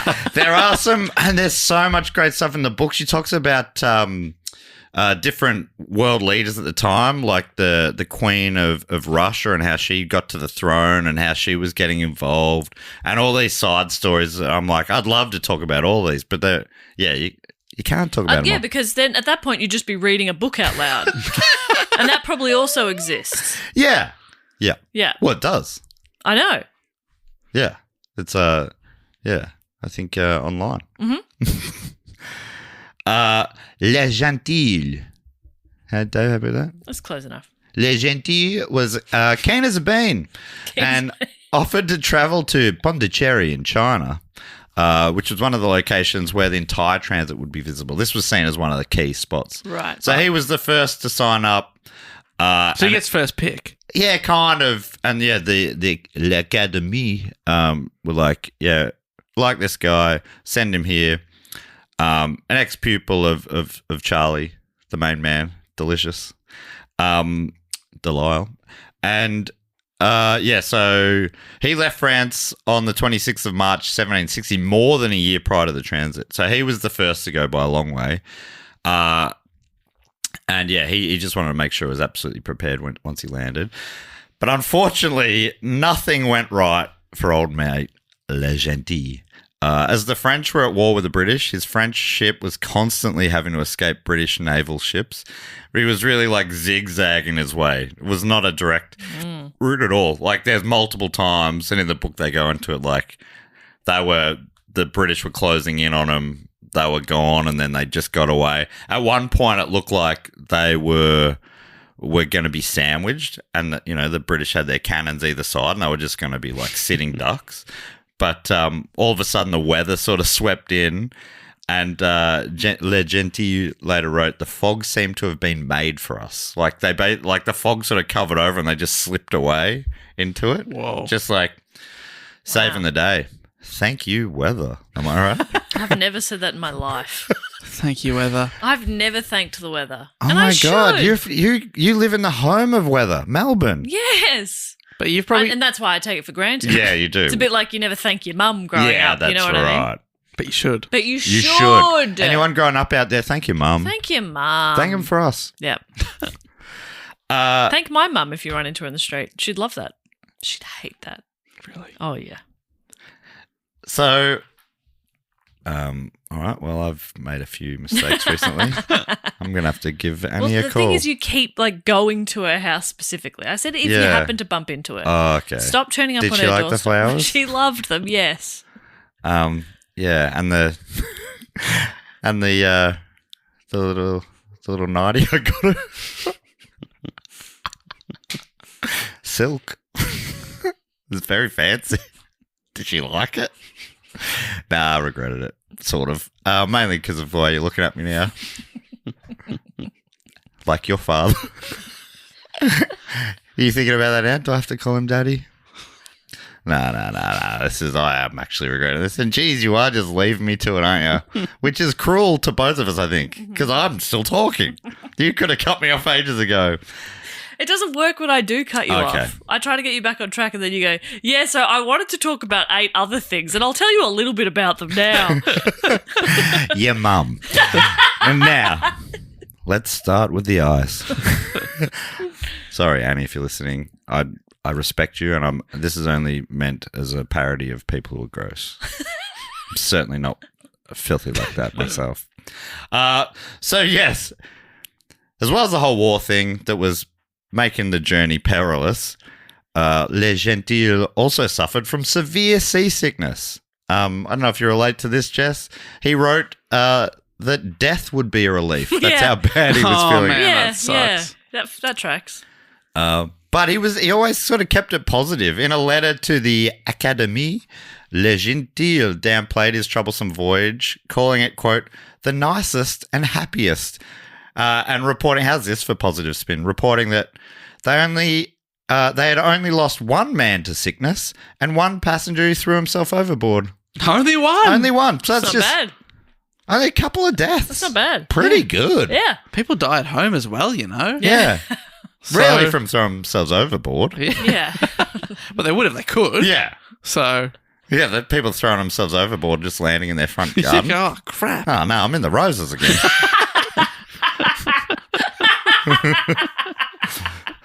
I'm in the roses again. Oh, when will I learn? I just got them back to health after last time. But he was feeling positive, and he was starting to feel like getting over the seasickness after months at sea. So it's like it was pretty grim, but he was starting to feel better. And then the ship arrived at Mauritius, a stopover, then a French colony. And from there, he was basically to find another ship to take him to Pondicherry in India. Oh. So a bit of it was really left up to them. He's just a guy on the ship. That's something I kept forgetting. I'm like, because different stories, you're like, wait, why is the ship going off path for some other thing? Don't they know they've got a scientist on board? Oh, it's not his ship. No, it's not He's his just ship, a yeah. passenger. He's like Okay. hitchhiking. Kind of, yeah. But does he he does have have a letter saying from, the highest authorities, like, oh, this is important. Please get this guy to where he wants to go. And he is travel solo. He doesn't have like security guards or like people escorts. Well, it's the funny thing. Just to simplify the story, all these people who are probably doing like good work as well just don't get mentioned at all. And so don't ask about them again, please. I won't mention that. I won't mention the help. I actually don't know about him, but some of the other ones did travel. Like I'm going to talk about later, was traveling like with 4 carriages. Yeah. Don't ask about them again, please. Please don't. That's incredible. Don't ask about But them. yeah, I actually was picturing this guy solo, but back then he's a man with 10 names. He probably has servants. No, some of those names are his friends. Yeah. He just referred as one man. There's actually 4 guys. He's like the Power Rangers assemble. He's like, we got Le Gentils, my left leg. Greg, my right leg. So his arrival in Mauritius was greeted with, would you believe this, bad news. This guy was cursed. Much of the French fleet had been stationed at the naval base in Mauritius that would have been his vessel to Pondicherry. He's like, because there's 2 French spots, Pondicherry, Mauritius. Ships travelled between the 2. Pondicherry often sending supplies to Mauritius and, people back and forth. But when he arrived, he heard that earlier in the year, a hurricane had destroyed most of the fleet. So there was a couple of vessels left, but they weren't just sending them out. They were like, we're looking after these. We only got a couple left. But he only needs 1. Yeah, he's like, just send 1 over. But unfortunately, on top of that, the British were attacking France's few strongholds in India, including Pondicherry. Looked like it was maybe in the gun. So they're like, we're not really going, because you were just going directly into war. And we don't have a lot of ships to spare to just go get blasted by what was at the time a superior British naval force. Le Gentil wrote despairingly to the L'Académie, I do not know when I will be able to leave. He wrote it in French, but, that's the translation. While in Mauritius, he waited hopefully for a ship to leave for Pondicherry, but ships weren't arriving, let alone leaving. And to make things worse, the British held a major French Indian port under siege, meaning supplies were not making it to Mauritius. This led to highly inflated prices on the limited stock that was already there. There's like a shop there, and they're like, well, there's no more stock, so we need to cash in with the stuff we've got. $50 an apple. Yeah, exactly. And he wrote home saying life is horribly expensive, moaning in particular about the cost of wine. He's like, and there's something about nearly all of them. I won't talk about it too much, but all of them are like obsessed with booze. There's one guy who travels on the ship with as much booze as anything else. Like, so much. Wulf listed at some point. I wish I wrote it down, but it's so much booze. It's like liters and liters of different kinds of booze. And then at one point, I think it was him or one of the other guys was like left to have to drink water at one point. It was like the most disgusting liquid of them all. Which maybe it was back then. He's moaning about the cost of wine, but Wulf writes, to make matters worse, Le Gentil was also struck down with debilitating attacks of dysentery. Perfect. So he's in Mauritius going, I really want to get out of here. So he's been spewing the whole way and then shits himself. Yeah. Perfect. Oh, it's all about symmetry. Yeah. You need some electrolytes. Yeah. But they cost too much at the shop. That's right. Oh, yeah. Ridiculous. They're already like a ridiculously priced thing. They are. So he was stranded for ages and time was slowly running out. He's like, I need to get there. Mauritius was not a good spot for the viewing. Right. Oh, because that would have been convenient because actually just set a telescope. You know what? Yeah. Right near the Toot, which I'm spending most of my time on. So when all hope seemed lost, a ship finally did arrive at the end of February with orders to send reinforcements to India to relieve the besieged Pondicherry. A ship called Le Sylphide was heading to India, and Le Gentil made sure he was on it. He's like, there's no way a ship going to Pondicherry is not having me on it. I'm on that ship. It was going to be tight time-wise, but according to Wulf, the sailors reassured him that they could make it in 2 months, which gave him a little bit of buffer to get there and set up. Is he travelling with a clock? I'm imagining he's got the grandfather. Oh, yeah, he's got the clock. They've pretty much all got the clock and the big telescope and different bibs and bobs, like huge crates of scientific equipment. Like, can I hitch a ride? just you? Yeah, sure. He's like, great. Just starts bringing all the shit out. Okay. All right. So yeah, he was like, all right, good enough. You assure me of that? That's good enough for me. Pondicherry was, according to Delisle and Halley, one of the most important locations on the globe to view it from. And Le Gentil did not want to let down science. He was a company man, if the company was science.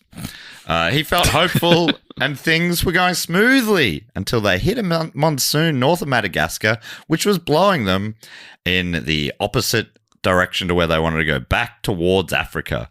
Wulf writes, at the end of April, Le Gentil could see his dismay, that the coastline of the island of Socotra, just to the east of the Horn of Africa, which meant it was only a month of the transit and he was still some 2,500 miles away from Pondicherry. He's like, I'm seeing a landmass, but that's the wrong one. That's the wrong one. This is not boding well. After 7 weeks at sea on this voyage, things were looking hopeless. He left with over a year, and now he's got a month left. Yeah. So he's been on the road for a year. Yeah. And he's nowhere near it. No. Just so brutal. And he's like, he's thinking in his mind, he's like, I'm doing this great thing. Yeah, for science. And nothing is working out. At every turn, it's going wrong. Right, but the sailor's like, don't worry, pal, you'll get another shot at it. Well, for him, it's only 8 years. I know, but don't you need both, to compare? I mean, you don't need both, but yeah, the more data you have, the better. Yeah, okay. But he it just, the cruelest thing is that it wasn't just swiftly over. Your boat sank. Right, yeah. You're back at home now. Nothing could be done about it. It's every now and then a little bit of hope comes up. He's like, oh my God, it's going to work out in the end. Oh. Wait. Oh. And then for you're back in the middle of nowhere. And in between all of that, he is spewing and, just out of every orifice. Just say it. He's shit. Yeah. He's shit. He's not a gentleman. He's spewing Which and is he's really shit. disappointing because I think he is actually A gentil. he's a gentil man. Well, he was. Exactly. And then he got dysentery. Happens to the best. Had to take his license off him. Mm-hmm. But then, so things are looking so hopeless. But all of a sudden, he gets a bit of hope because in mid-May, they got a monsoon that was working in their favour. Suddenly they're just flying across the ocean. Yeah, exactly. That's exactly right. They're just flying along with a monsoon at their back. This is awesome. Wulf writes as the ship. You're getting air? Yeah. Whoa, we're literally flying. The Big sails are swell, taking us off. Oh, this is way quicker. I don't know why we didn't just fly in the first place. Wulf writes as the ship sliced its way through the ocean, Le Gentil allowed himself to hope again. By the end of the month, he could see a line of lights glimmering in the distance. But, of course, it was all for naught. Firstly, it was not Pondicherry. It was a different Indian spot. And that Indian spot was a French port that had been taken over by the British recently. Okay. Oh. And they received word there that Pondicherry had just fallen to the siege in Britain as well. So the captain's like, we got to turn back. And they turned back for Mauritius. By the time the transit of Venus came about, Le Gentil was still at sea. Oh. Do you reckon you'd have a look up just in case? Yeah, you'd have to have totally a did. squeeze. So, this is... Sorry, Jess, I did try and keep Bill Bryson quotes to a minimum, but this is what Bryson writes in his short history of nearly everything. The sea was just about the worst place to be since steady measurements were impossible on a pitching ship. But he did it anyway. His clock wasn't working, I think. It was broken. So he did it with a 30-second hourglass. Not very accurate. Turning every 30 seconds. For 7 turning over. hours. Yeah, or for how... Imagine. They weren't 7 hours everywhere. I can't remember how long. And he maybe only saw... So they're seeing the entry, Venus starting to cross the sun and exiting are both important. Mm-hmm. And when it hit the edge of the sun and when it fully exited the sun. So there's multiple points that they wanted to get the times down for. Wow. And he basically stoically said, I'm going to do it, even though he knew deep down that it was the data he got was going to be worthless scientifically. Wulf writes, Le Gentil could not fathom what was happening. He had been the first astronomer to leave Europe, and now, more than 1 year later, so close to his goal, his chance of observing the wondrous planetary encounter had been snatched away. And by the British, no less. Wow, there's other people out there he's imagining having a great time that left after him. Yeah. They're going home, triumphant. Yes. Probably British people as well. I'm going to talk about some of those other stories in another episode, but this week I just want to focus mainly on Le Gentil. His story is wild, and it's not over.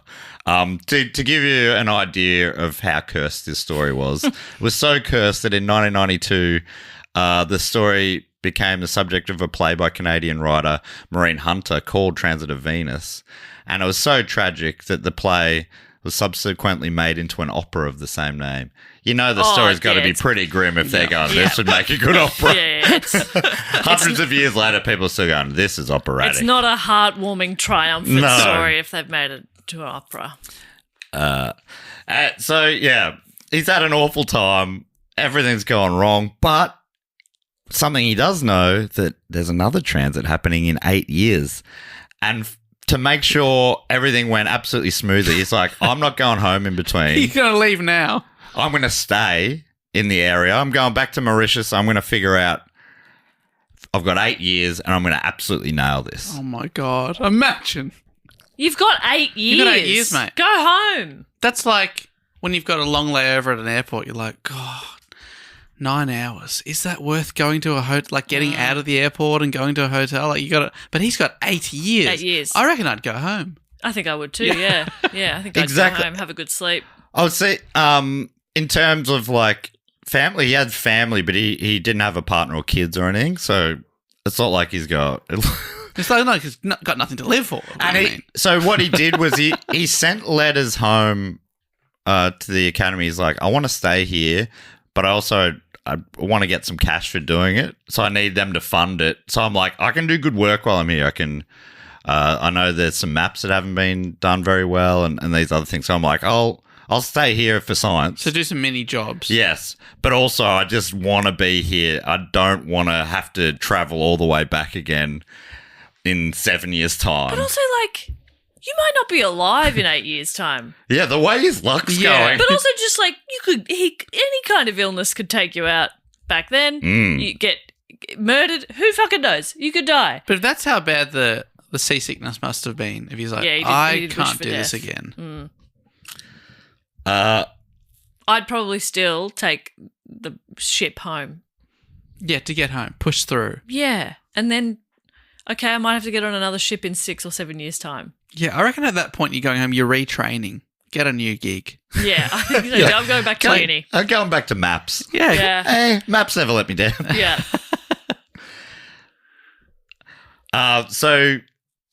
So yeah, he's had such a hapless time. Dave, do you want to give his name one more time? I feel like we didn't make the most of it. Guillaume? How do you say it? Guillaume. Guillaume is Joseph Hyacinthe. Hyacinthe? Yeah, that's Hyacinthe Jean-Baptiste Le Gentil de la Galaisière.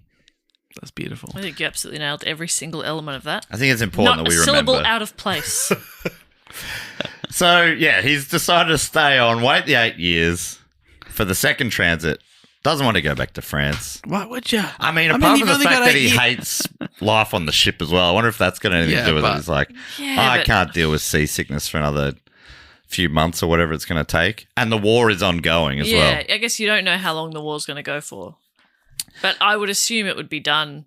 I would assume if the next passing was going to be 8 years from now, I'd be like, I reckon the war will probably be done. I'm going to go home for a good 6 or 7 years. Yeah. I mean, I'll just go home, spend maybe just have about 6 years in my It's not bed. 6 days, you know, like. It's 8 years. It's so funny because I'd be like, yeah, I'll go home for a few hours nap.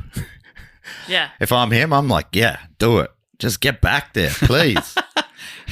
Hit the hay, get your head on the pillow, and 6 years later, go again. And maybe, you know, have a bit of practice out on the sea, you know, build up that tolerance. That's good. It seems because it sounded like almost like he had done that. You know, So then what's his it was starting to come. It was excuse starting to come for good. staying? Oh, nah. I can't wait to get home. He's definitely got a crush on someone that works in the local I general was store. going to say. There's the girl. Yeah, there's an inflation in the price, but also in his pants. Why? Why'd you ruin it by winking at me? I looked away. I missed the wink. Yeah. Camera 1, camera 2. I'm just looking up. So he was born September 11th. Oh, no wonder he's had such a cursed life. Cursed. Yeah. 1725. So what does that make him at this point in 61, Dave? Was he 36? 36. So 8 years. Yeah, this is... 36, he's got so much ahead of him. He's such a young man. Yeah, 36 is so young. And if anyone was younger than 36 at the time of this recording, they'd be even younger. Even younger. I mean, you're really clutching at fucking straws, but we're like a month away. Oh, wow. And a month in his life, you know. Jesus, yeah. That sounds like it would drag on. Yeah. How many disasters could happen in a month? There's a chance I'll spew before my 36th birthday, you know? Wow. It could happen. It could happen. It could happen at any moment. Especially if you're catching a ship. I'm not one of those people who's like, I haven't thrown up in 10 years. Oh, man, I had that for a while there. And then I went to Mexico. And I did a burrito tour. And then this chef who used to work in Melbourne, which is funny, he took us on a tour to not places on the main street, but a lot of back alley stuff, real local stuff. And I should not have eaten all that stuff on day 2 of being there because it really messed me up. Yeah. Okay, you hadn't quite... You hadn't really adapted. Acclimatised. Yeah. You need to have a couple of sips of the water a day to really... Inoculate yourself. Yeah. Easy. But the food was fantastic for taste. Yes. So it's not their fault. It's definitely my fault. Oh, yeah, it was a you problem. Yeah. So he stays on, and he was very productive in those years that he stayed on, as Podgy writes. He said about computing what would be the best location to view the next transit. He's like, Pondicherry is perfect, but at the moment it looks like it's just not a place I'm going to be able to be. Where else? Like, for example, would Mauritius be okay? Yeah, he's like, damn it, I keep redoing the numbers on Mauritius. What if we moved Mauritius? Yes. He got 8 years. He also made a series of scientific studies of Mauritius and nearby Madagascar, including botany, zoology, geology, and anthropology. He's a talented guy. He was retraining. He's got all the ologies. Yes. And that's the thing, like, he's known for some of, like, this cursed run, but he did a lot of good stuff, and he's known to science for some discoveries and whatnot. He finally determined that the best site for 1769 would be Manila in the Philippines and set about planning his next expedition. Manila was a Spanish spot at the time. Oh. Would you believe? It's weird because Spain is so far from the Philippines. Mm-hmm. Isn't it weird? What a weird time. There's this little group, and it's kind of just a few families going, yeah, we're going around the world. We're not exactly next door to England, are we? Well, no, that's what I mean. Yeah. At this point, Australia hadn't been fully mapped. Mm-hmm. But they did have an idea that there was a great southern land. But yeah, it's just a strange time. It's weird, isn't it? When you think you got God on your side and whatever, we're spreading enlightenment. Yeah, it's easy to justify. We're actually doing the right thing. Yeah. I'm telling myself. I'm going to this place where these people have lived quite happily for a long time, and I'm going to make it better. Yeah. And it's mine now. I own it all, but it's better. Yeah. Better. And the ones that I really want to help make better, the ones that have natural resources or spices or whatever, they're the ones I really want to help them. I want to help them. Help me help myself to your stuff.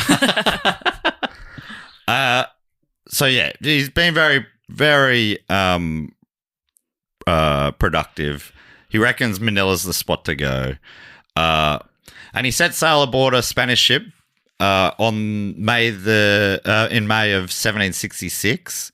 So he's given it plenty of time. He's going to get there to set with 3 years. 3-year buffer. Yeah. What is he, bloody airport dad? Dad, they always want to get there 8 hours early and shit. Oh man, nightmares. That's Dave for us when we're touring.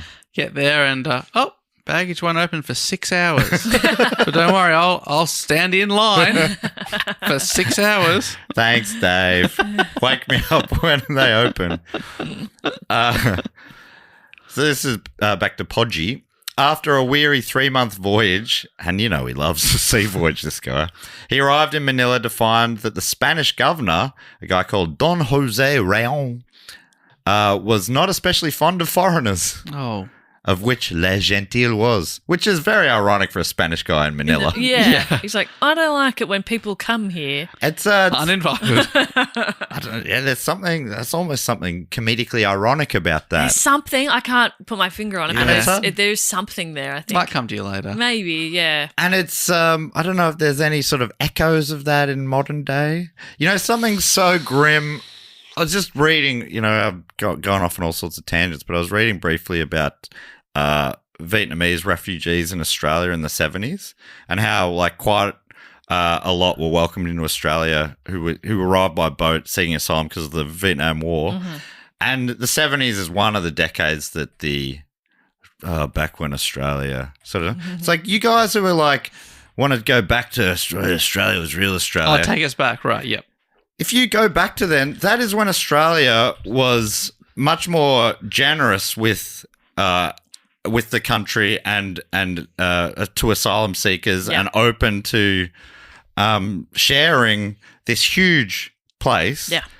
But those same people who want to take us back to there somehow are remembering it in a way that it was like it was a monoculture. Yeah. Yeah. What? Yeah, so it just makes sense. It just makes sense. Oh, my God. So, Le Gentil is in Manila. He is trying to set up his observatory to, you know, he wants to, you know, lock down his position, get that longitude locked in. Yeah. But according to Podgy, Don Jose suspected him of being a spy and had him tailed and harassed. He just made his life a nightmare.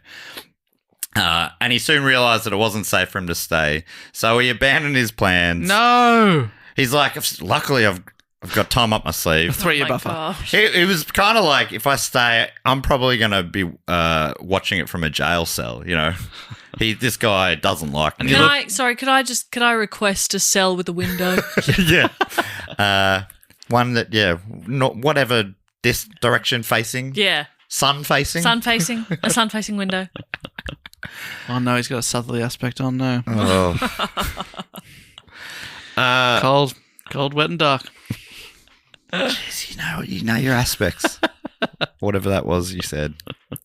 I definitely know my aspects of Manila. Yes. Mm-hmm.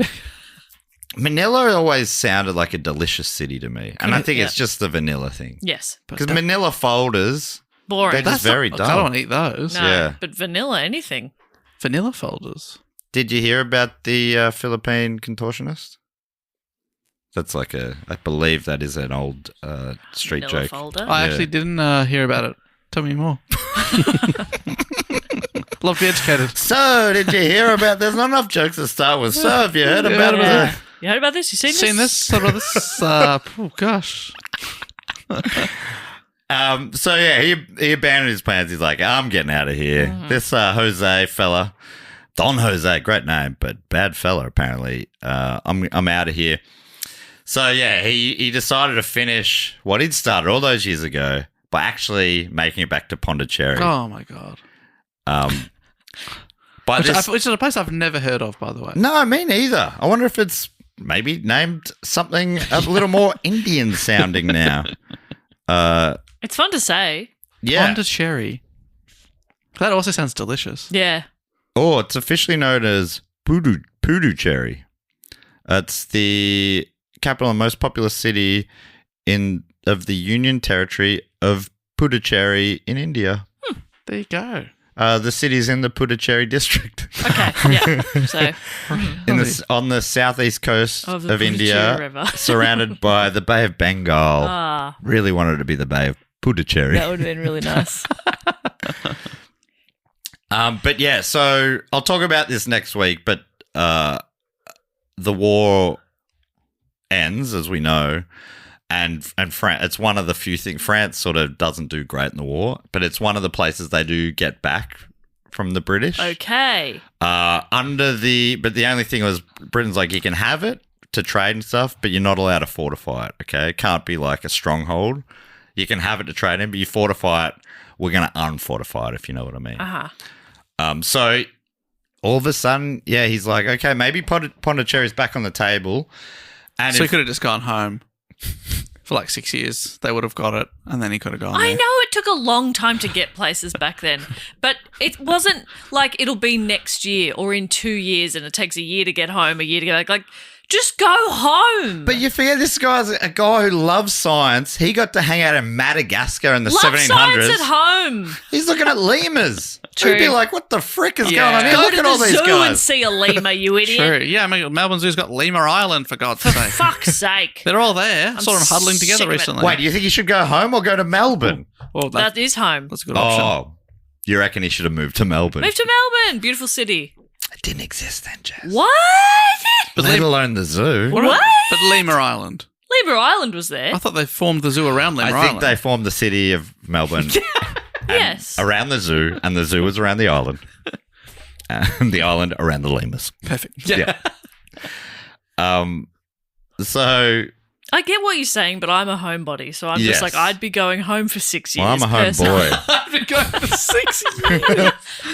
I mean, just That's a little. how long I've lived in little my current stopover. apartment. That's crazy. And it's ages. It's so It's a long. big chunk of time. You don't remember your life before that apartment. I don't, but that's more of a memory issue I have. Especially for a man at such a young age. Yeah, He's still got exactly. so much life to live. Oh my 36. God, he's a baby. But I think Go he- home, get some life experience. I do. I mean, it's so funny. You're like, mate, what are you out there living in the world? Get some experience and go home. Yeah, then you can conquer Madagascar. Oh, So funny. Yeah, you're right. We're like, seeing things you'd never have an opportunity to see otherwise. fuck. Go home, would you? Come What on. an idiot. So, Podgy writes, in February of 1768, he finally managed to secure passage on an Indian ship bound for Pondicherry. And the ship had a motley crew of Portuguese and local sailors. Things, would you believe, didn't go smoothly. They were nearly shipwrecked in the Malacca Straits when the pilot took offense at some slight that someone on the crew, some perceived slight, apparently. He's like, whoa, what'd you say? Spin the wheel. Yeah. What? No, to the point that he went to his cabin and locked the door. And he was the only guy who could sail the ship. Oh, I guess you don't need me then. Yeah. I'm going to go. Have a lie down. Yeah, I guess I'll just have a snooze, maybe read a book for a bit. See how you go out here. So all of a sudden, they're going down a really treacherous stretch of water, one of the most treacherous apparently in the world. And he's like, humph. Well, yeah, you know where to find me. And they're banging on his door. Please. Gentil and the crew, they're all like, mate, we're sorry. Whatever he said. Yeah, we agree. Not on. Yeah. Whatever he said. Cool. He's sorry, but we're going to die. Yeah, you're going to die. We're going to stack this in a bad way. And eventually they got him out and he took the wheel and they avoided disaster. But it was like a very dramatic crew. Wow. And this went on for about 32 days before he reached Pondicherry. My Thank God, he goodness. made it. Did it. Podgy continues. At Pondicherry, he received a grand welcome from the French governor, and he was wined and dined and given carte blanche to set up an observatory. He's like, look, it's all coming together. Okay, I made the right call to leave Manila, I reckon. Yes. That's what you're saying. He got, yes, just remember saying that. Yeah. He made the right call leaving Manila. He made the right call. Just remember saying that. He must be stoked. Nothing can go wrong. He's finally made it. Yes. And so he's got a team. He's got an architect and a crew of stonemasons. And he spent a year preparing the building. It was a schmick. It was sick. It was perfect. And in the meantime, he undertook a study of classical Indian astronomy particularly their very accurate methods for predicting eclipses. So he's always learning. He's a sponge, this guy. He finds out that the Indian people already know this distance. Yeah, they've known it for thousands of years. And they're like, to the point, like, oh, can you show me the workers out? Oh, it's like, show me the workers out of what? 2 plus 1 2. banana. Like, You Yeah, don't- okay. It's 1 banana. Look at it. It's 1 banana. I don't know how to describe it. It's 150 million kilometers. It's just look. Yeah. Oh, God, he's simple. Okay. Yeah. So, still, there's a lot of this is from Podgy. Transit day approached. The weather was perfect, crystal clear. Great. Good news. All the years of preparation were finally about to pay off. What is it? 8, 9 years? Yes, it's coming together. It was worth it. And all the great stuff he did along the way. But this is the big thing. This is what he wants. And you're asking yourself, could it finally all be coming up Le Gentil? I think it is. Unfortunately, no. On transit day, the sun rose behind clouds and stayed there all day for the transit of Venus. After 9 years abroad and travelling nearly 70,000 miles, he wrote in his journal, I was more than 2 weeks in a singular dejection and almost did not have the courage to take up my pen to continue my journal. And several times it fell from my hands when the moment came to report to France the fate of my operations. The clouds. He built a whole thing specifically. It was sunny until the day. The clouds came like, it was almost like they were like, fuck you, like they were giving him the finger. Like the 7 clouds hours of came cloud. from nowhere and just stayed there and then went away just after. It cleared again just after the transit ended. 9 years. See, it's funny, Yes. but if I'd spent 9 years on it, not funny. No. No, not funny. Now, and Dave, what did you say before? It's a good thing It he was a left great. It was a great choice to leave Manila because Manila was obviously not a great place All right. for him in any way and would not be good for the mission. Yeah. Now, can I put this to you? Manila had beautiful clear skies that day. You can't see the clear skies from the jail cell. You can't. That's true. Even if you request a sky view, they can't Yeah. always. They can't guarantee that. Yeah, that's obviously people have booked those out well in advance. Oh yeah. Years in advance. Yeah. And Don Jose's like, I don't know how this is to do with spying on us. You're looking at the sun, but we're not going to let you do it. Spying on my Nice son. try. Oh, man, what would you do in this situation? Oh my god. Yeah. Well, he had nothing else to do but wait in Pondicherry for a ship back home. Oh, not for a third shot at it. And he had to wait. 120 He's gonna wait years. 120 years. Yeah. The wait was long as well. Just nothing went right. He was waiting so long that I guess to help fill in the time, he came down with severe dysentery again, and then a fever that he nearly died from while he's waiting just to leave. Like, no, he's like insult to injury over and over again. Oh my god. Finally, in 1770, he got a ticket. He got a spot on a ship. Oh, he got a heading ticket. back. He got a fine as well. Oh no. He forgot he left his. He was parked in an 8-year parking zone. So he got a spot on a ship that was heading back to Mauritius in 1770.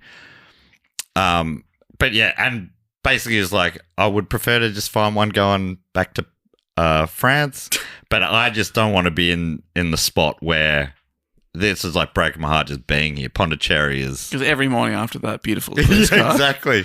I'm looking at the sun non-stop. Yeah, the locals are like, gosh, I've never seen clouds in this area before. I've never seen clouds. What were they? What was that? Yeah, what was that? This white bit of smoke in the Yeah, that sky. was weird. What was that about? So yeah, then he gets to Mauritius. He's waiting for a ship heading back for France. He finally gets a spot on a French ship very late in the season. So he's just waiting and waiting. He's on the ship. Now you're assuming. Here we go. Home stretch. Luck's turning around. Home to see the family. Afraid not. Off the Cape of Good Hope, they encountered a hurricane that nearly demasted the vessel. Podgy writes, leaking and battered, they barely limped back to Mauritius. So He had to go back. had to go back again. He wasted no time, though, and managed to talk himself onto a Spanish warship bound for Cadiz. perhaps. The ship also ran into storms and took nearly 2 weeks to round the Cape. In August of 1771, we're getting close to 2 years after the second transit now. The ship docked at Cadiz. Sorry for the pronunciations. And Le Gentil. The French ones I'm getting right. I'm sorry for the Spanish ones.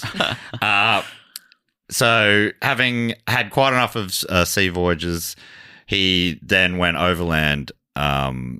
Yeah, you'd never be getting on a ship ever again. Yeah. He crossed the Pyrenees on the 8th of October, 1771. Finally home in France after 11 years, 6 months and 13 days.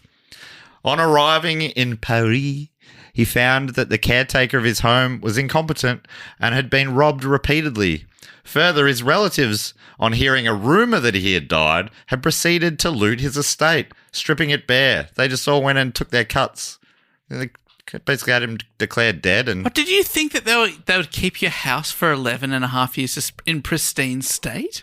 he was nobility of some sort. Oh, okay.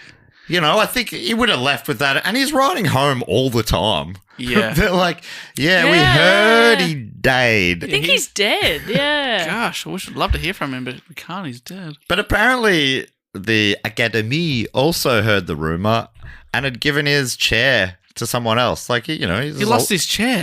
He had a lifetime chair. What do you call it? He had the chair for life. There's a French term for that, I'm sure. A chair for life. Something like that. Is that right, Dave? Yeah. So he lawyered up and started suing people. He got back what he could, but basically he was bankrupt. Fuck me dead. Dude. So grim. Dude. It's so grim. But I couldn't just tell this story if it was all grim. It does finally turn around for him. Blanca, because I imagine the biggest insult is that all this stuff happens to you and 250 years later, 3 stupid podcasters are laughing at your misfortune. You'd be like, shut up. Fuck you. Yeah. And I'm like, we'll skip her over all the things, but he discovered, he documented things. Yes. He's like, what about the iguana I discovered? Fuck. He was doing good stuff for all those years. But yes, so just finally, in positive news, to finish on a good note, Podgy writes that things did turn around and finally things were coming up. Le Gentil. The Académie created a special chair for him. Hey, there you go. That's what you want. It's a really small one. It's a high chair. Yeah, it's really embarrassing. Yeah, that's for you. They We make found him this wear at a the bib. back. They start mushing up bananas for him to they eat. bedazzled it for him. He's like, okay. And best of all, Podgy writes, he met, courted, and married a wealthy heiress named Madame Potier. They lived together in great happiness and had a daughter on whom Le Gentil doted. His memoirs of his journey and his scientific studies of Mauritius, Madagascar, and India met with great critical and commercial acclaim and established his fame. He was a best-selling author all of a sudden. Okay. And he went from bankrupt to, building up some cash again because of this. But of course, all good things must come to an end. And our man, Dave, can you say his full name from memory? Guillaume, Hyacinthe, Gentil, Galaisière. I think he missed a bit, but that's good enough for me. And he died quietly at home on the 22nd of October, 1792. After all he went through, his hard-earned good fortune from the end of his life stayed with him. And he had... I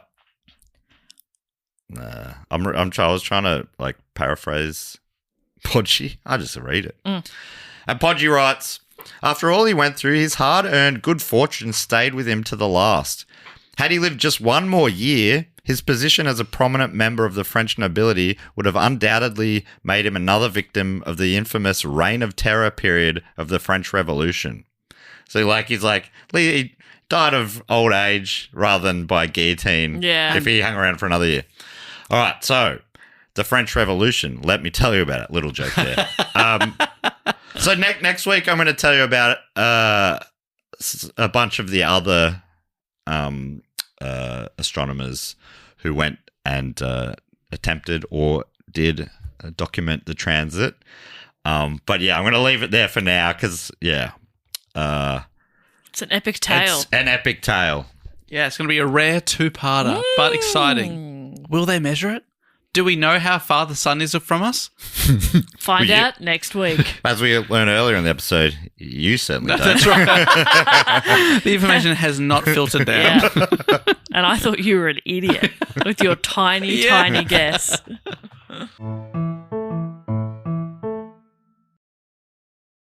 Wow, Matt, I cannot wait to hear part 2 of this epic story. And hopefully it's a little more successful for some of the other people. Someone, yeah. I hope someone gets to the right position. Don't look into it in the next week. Oh, I won't. You'll get home tonight and be like, what was that thing we spoke about today? That was work today. What did you talk about? No idea. If you're going to reflect on anything over the next week, just think about how it ended so nicely for La Gentil. Yeah. You know? Beautiful family. Beautiful family, beautiful fortune. Died before, he would have had his head chopped off. Yeah. Honestly, if he did end up at the guillotine, you'd be like, this guy can't catch a It break. would have been incredible. Yeah, I'm so glad he died of old age. It almost would have been, like for the story, it would have been, and he got back like the week of. Hey, what's this thing everyone's gathering to see in the square? Yeah. Oh. If it was like a Rick and Morty episode or something, that's what would happen. Or he'd come back, there would be a montage of him living that beautiful life of finding a partner, getting married, and then he'd be guillotined for sure. He's on the block being like, I never thought I'd say this, but I miss India. So anyway, thanks so much for listening. I really do appreciate that, you indulging me today. That's to you two and the listeners. But this brings us to everyone's favourite section of the show. I think a lot of people would have just skipped ahead. I know some people's podcasting have a 30-second skipper. Others have a 2-hour one. Mm-hmm. And that one, if you just press that, you should skip it back and have a listen. It's a wild tale. Good story. But yes, this part of the show, a lot of people love it. It's where we thank our Patreon supporters. If you want to be a Patreon supporter, you can sign up at patreon.com/2gonepod. It's a bunch of different things you can get there, including an ad-free feed of the show. You can get the video feed on a certain level, which some people will be watching now. Hello to you. You can also vote on topics, which many of them did for this one. And yeah, you get access to the Facebook group. It's all there's swaps going on. They're already working on the next swap T-shirt swap for patrons. It's a very beautiful, wholesome part of the internet. It's sort of like our transit, They used to send people there. Now we just send T-shirts in our stead. That's right. We're traveling the globe, or at least our hats or magnets. Yep. Or bibs and bobs. Mm-hmm.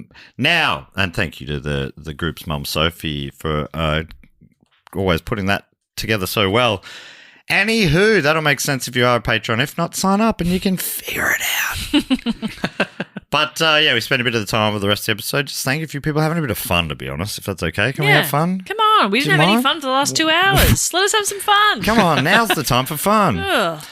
So the first section of this part of the show, we thank some people on the Sydney Scheinberg level or above. This section's called the Fact, Quote, or Question section. Has a jingle goes like this. Fact, quote, or question. Ding. He always remembers the ding. She always remembers the sing, and I wanted to get involved today, so fuck off. No, sorry about that.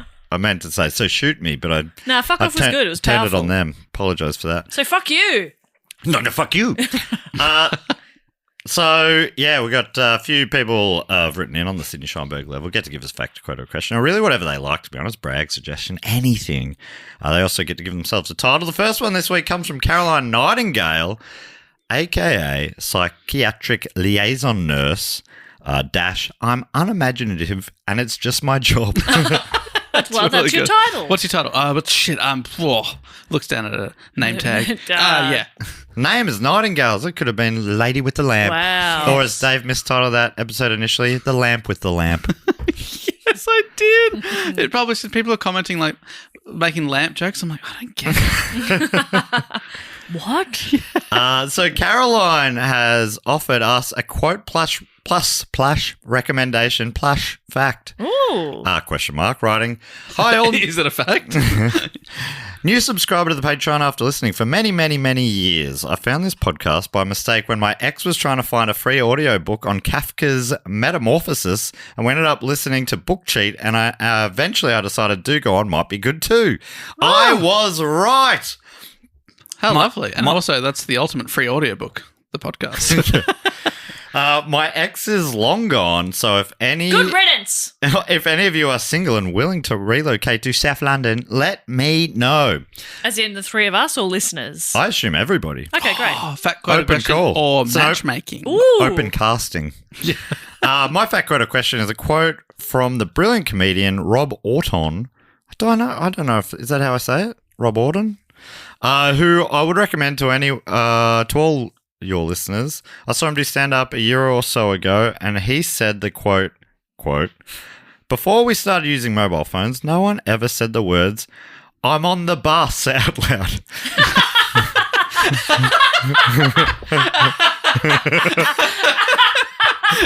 That's very good. That's very funny. So that's probably not the exact quote because it was some time ago, but I think about it a lot. I guess it's a fact too now because I think of it probably of the boring variety, but you guys can decide that. I think that's a fun fact. That's really fun. That's delightful. I love when a joke stays with you. That's fun. Thanks for all the brilliant reports. My favourite are Matt's. Holy shit, because I'm also bad at pronouncing words. Oh my God, what an episode for you to have this read fair. out on. An honour for you. Please pass on all my best regards to the Facebook group. I deleted my account 10 years ago, but I'm pretty sure Facebook is way more of a thing in Australia. It's not. It's just, I don't know why. It's just got a better community function on it. Ideally, we would not be existing in such a sort of an overall dank and shitty place of the internet. But it's a nice glowing spot on there. If any computer types have a better solution, I know people have talked about Discord. I don't understand I don't get it. It feels impenetrable to me. Yeah, For some reason. Like some sort of fortress. yeah. And I can't have sex with it. Is that why Jess is smirking at me? I can't have sex with that. Believe me, I've tried. Thank you so much, Caroline, and thanks. Welcome into the Fact Quote or Questions section. Feel free to send another one in whenever you're ready. The next one comes from Harrison Kirby, aka Dr. Jansen Majankis, PhD, MD, CFC, DFS. Wow. So we got a very medical episode so far. Love that. We're in good hands if there's some sort of crisis. Under my question, do you have a fact quote or question? Harrison has written, bit of fun. Okay. We'll I'm see where in. this goes. We'll take facts, quotes, questions, suggestions, and bits of fun. Or bit of fun. Harrison writes, hello, lovelies. Hello. Long time listener, first time, maybe only time because I'm so poor. Fact quote or questioner. I have a bit of a request that I want to ask from you. No. I'm willing to All right. listen. Jess has already hit on one of those talent shows. You're out. Nah. Dave's chair is turned around or the other way. Depending on the positive show. way. Halfway and I'm stuck. I'm just looking at a wall. I'm upside down. My chair's... I'm like repeatedly hitting the buzzer. It's not working. It's halfway and I'm stuck. What the fuck is with this? What? I'm at a We 45. have a bigger budget than this. Dave, you're funny. Rona Keating's turning around stealing my guy. Oh, fucking hell, I wanted him. You saw me, Ronan. I hit this buzzer. You're a dog, Ronan. Anyway, Harrison writes, so it's a note from Jess, but Dave, still open for you. Yep. I'm shortly going to be performing my first ever festival show at the Colchester Fringe in character as Dr. Jansen Majankis, a conspiracy theorist, academic, and all-round total loser. I'm wondering if you guys would be happy to do a small bit at the start of the show. Are you flying us over, mate? Because I'm interested, if so. Yeah, I've never been to Colchester. Colchester. Is it anywhere to near... my knowledge. What was that place called? Grubville. Haggerston. Haggerston. Grubville. The memory on this guy. Oh, hang on. It would be really cool to have a short video of you guys pretending you're in the middle of an episode and discussing Dr. Jansen Majankis. You guys are the extremely funny professionals, so I'm happy for you to take the lead on what you want to do with it, and I'm excited to hear the end results. Anywho, I'm off to enjoy all your bonus episodes and everything. Okay, love you, bye. Interesting, because that means, because Harrison's on the Sydney Schoenberg level, will have access to the video. I was like, wait, how do we film this? We're already filming it. So, Jess, don't talk and the camera won't go to you. Jess. Because Jess is out. Dave. Yes, that's me. Unless you want to, Jess, of course you can. I said no. Dave, you heard about this Dr. Jansen Manjenkis? Yeah, I've been following them online, and there's some alarming stuff that's being posted. Yeah. Is this guy meant to be the same species as us? This guy's got a peanut brain. And a weird face. Yeah. He's, to be honest, that's not where I wanted to start with it, but yeah, he's an odd-looking fella. But there's something about him too. Yeah. A sort of something underlying in him. He has a certain quality. Little something. Yeah. Have you been near him? He's musty. No, but looking at the photos, I can imagine the must. But the scent draws me in. I don't know what it is. A certain je ne sais quoi. Oh, my goodness. Yeah, but, yeah. I don't know, there's something magnetic about him. But his ideas are stupid. The guy's I don't throw this word around easily, but he's an all-round total loser. In a lot, I've hyphenated those words. That's one word. I'm going to be honest. I like him.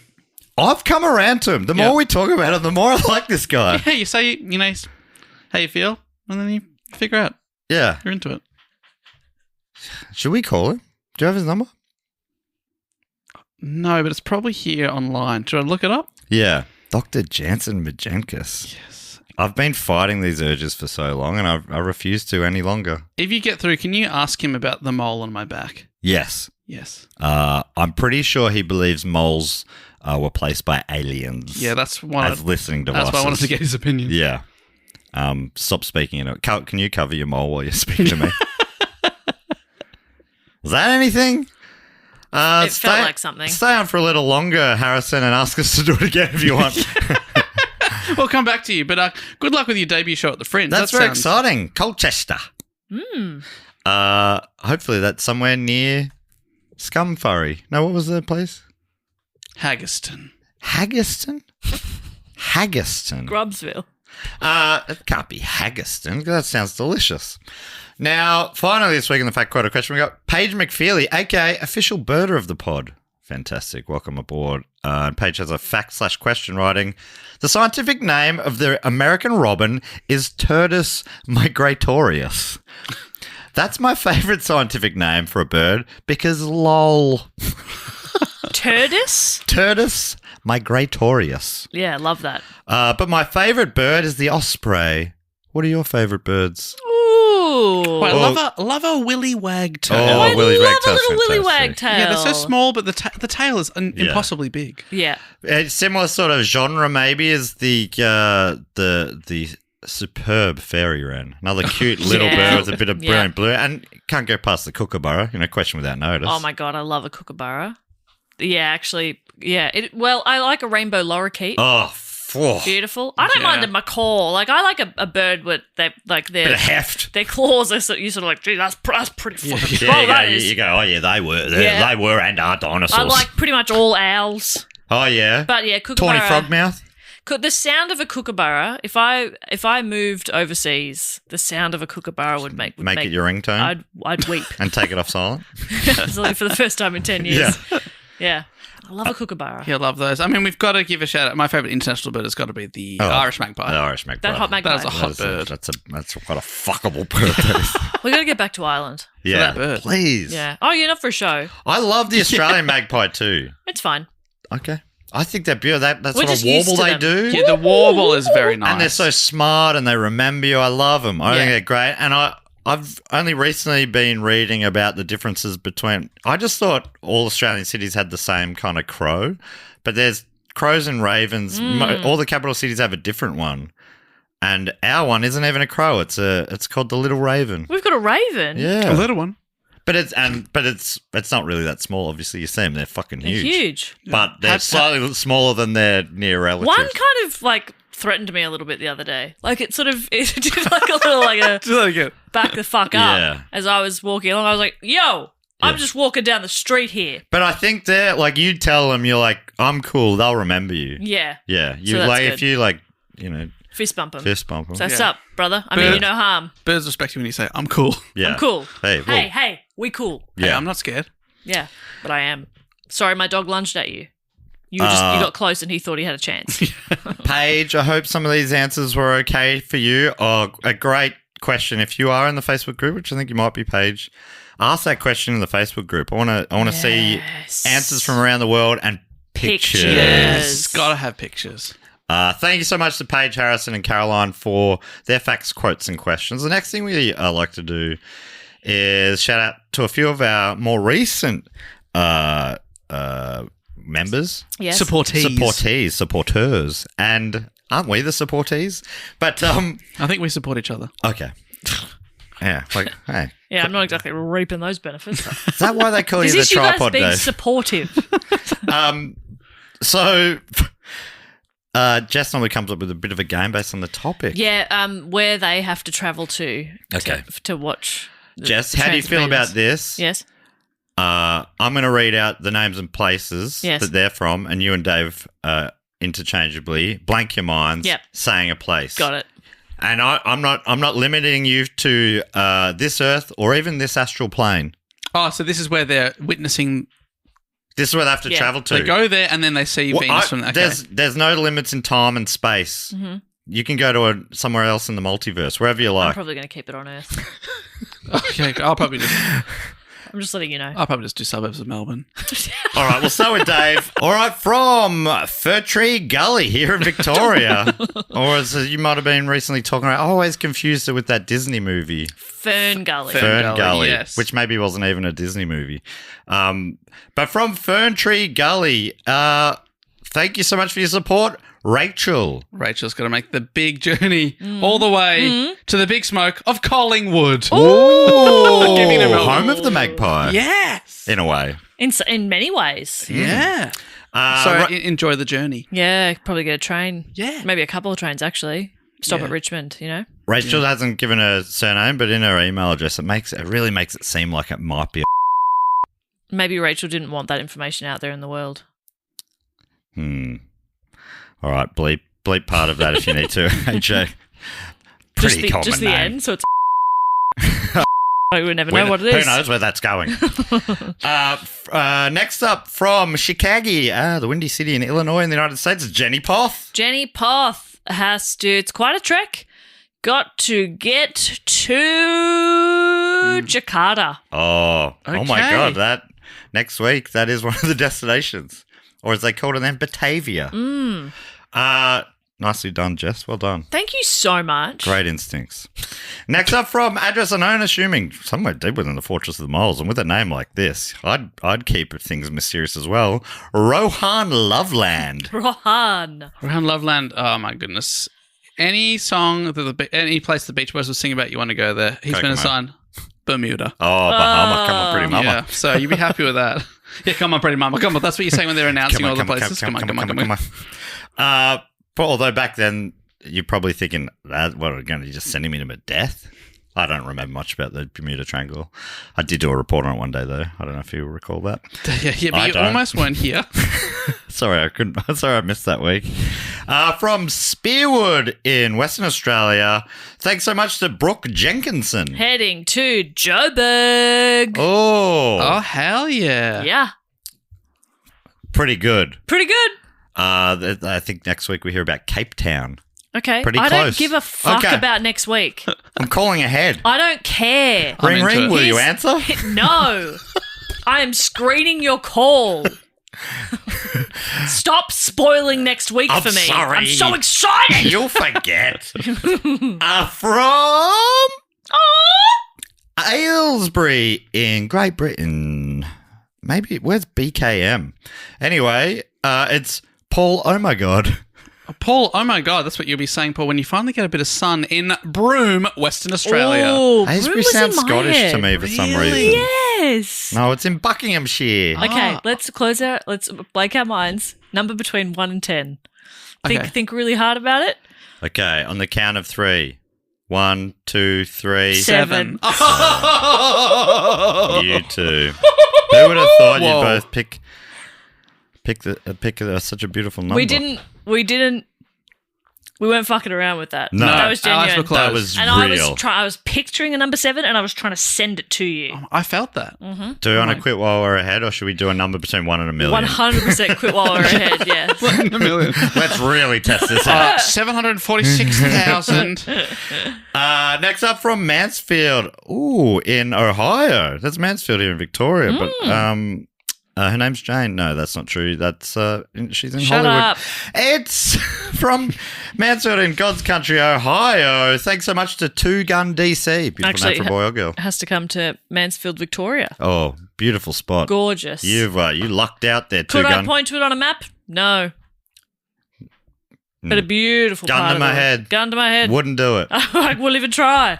Even though, like, it's written there and I could just say, I could probably see it if I had a look. I'm not gonna. I'm not going to. You can take me I'd out. rather die. From Sydney. Oh, home of the beautiful bridge. Oh, my favourite bridge. In New South Wales, Australia. Thank you so much to Ben Naylor. Ben Naylor is travelling all the way to Tunisia. Ooh. Wonder if Ben's Brian's son or grandson. Probably. Oh, imagine. And finally, from Madison, Wisconsin, in the United States. Thank you so much, Amanda Nay. Amanda Nay's going to Cornwall. Oh, beautiful spot. Beautiful. Do yourself a favour. Get a pastry. And in particular, maybe a pasty. Oh, sorry. And one more little hidden, something in the rough, let's say. From Address Unknown, assuming once again from the Fortress of the Moles. Thank you so much to Jem. Oh, now I see what I did there. Jem travelling all the way to Helsinki, Finland. Oh, check out the architecture. Enjoy That's that. nice. Jem's surname starts with F. If they wanted to know. Finland. Wow. all coming My together. cousin Finn, when he was about 8, got to go to Finland, and he was pretty stoked. On the way in when you get passport control, you'd be going, huh? Huh? Huh? Huh? Seen this? And they're like, Hey. yeah, we get that a bit. Yeah. And we don't That's call my it Finland, so What do they call it? They call it just Finn. Let's just land to it's them. land, yeah. All right, next up we got Triptych Club. Oh, Triptych Club. Shall I explain what the Triptych Club Yeah, is? do you want to quickly do that, please? So this is for people who have supported us for 3 consecutive years. Is that true? I just had a moment where I was like, I'll take over this, and then That's I right. forgot what You the are Triptych spot Club on. was. People who have supported us on Patreon for 3 straight years. It's an exclusive club. We have everything you need. Once you're in, you can't leave. But why would you want to? Because as I said, we have everything. I'm behind the bar. And I have actually had the oven fixed, Oh. and now it's as hot as the sun. Oh, that was how you fixed it. Oh, did it, and that's what you wanted? Well, before it was very hot. Yeah, but this sounds even hotter. This is even hotter. Yeah. Jeez, it'll make roasts a lot quicker. Oh God. Christmas Day, what do I'll set the timer to about a split second or less? Yeah. What do you need? An entire turkey? I've got you covered. Sorted. Dave books a band. Yes. You are never going to believe Who have this. you got? When Matt revealed the topic, I was shocked. Mm-hmm. I was so shocked Yes. that I went blue. Uh-huh. Because this week we are joined by Shocking Blue. Wow. And they'll be playing such hits as Love Buzz, Send Me a Postcard, Never Marry a Railroad Man. And they will, of course, be closing with Venus. Oh my God. I hope they open and close with it. Their seminal hit. It's a banger. Yeah, It is a great tune. Great song. Great tune. Great song. Beautiful stuff. Incredible coincidence. Matt's usually at the door as well. I'm at the door, He's yep. got he lifts the velvet rope. He's got the clipboard. He's going to read your name out. That's right. Dave's going to hype you up. I'm going to hype up Dave. Yes. So it's all theatre of the mind. Dave's in there emceeing. He's hyping us all up. Are we ready to go? Yes. We got 5 names here. First up from Seattle. If you hear your name, come on in. Everyone from Seattle's going, oh, could it be? From Seattle, welcome in Mark Smith. Do you feel a spark? Because I feel a mark. Ooh, he's touching you. On the shoulder. Appropriately. With permission. Yeah. Non-erogenous zonal touching. Non-erogenous.